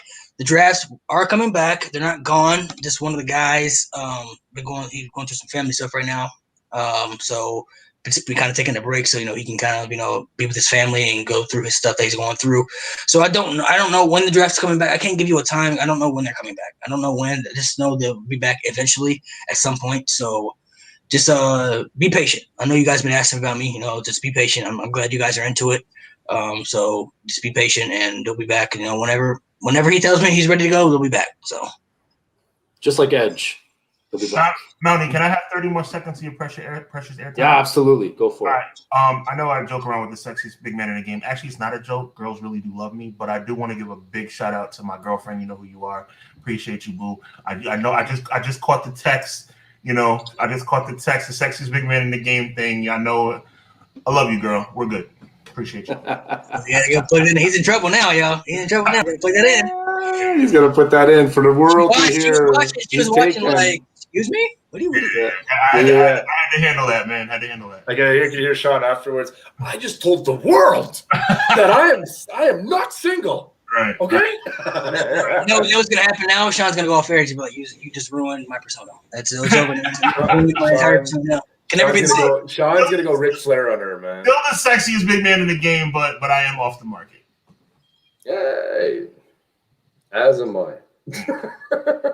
Malik, all right, fellas. All go this guy. Look, I'm young. I got money. I'm young. And he's fucking famous. He's famous. Drip. If you want to show him the chain. If you want a shot, please. I'm not gonna want a shot at the champ, bro. 24 carats, y'all. 24 carats. I got you guys pulled out the big guns to come tonight. I love it. No, but here's the thing. If you're not rocking 24 carats, what's the point?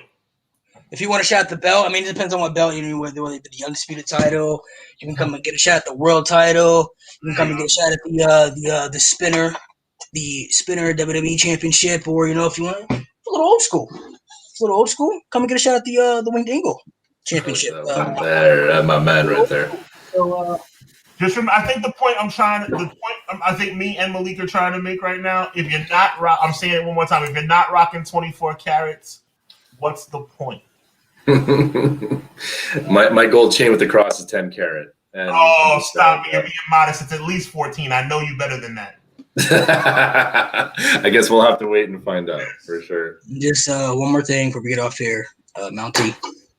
Thanksgiving next year, the mac and cheese better be at the plate. That's all I'm saying. Better be on there. You guys better be at the table. I will never let you get. I will never let you off the hook until I see mac and cheese at your Thanksgiving on the plate. I'm talking taking up half the plate too. So.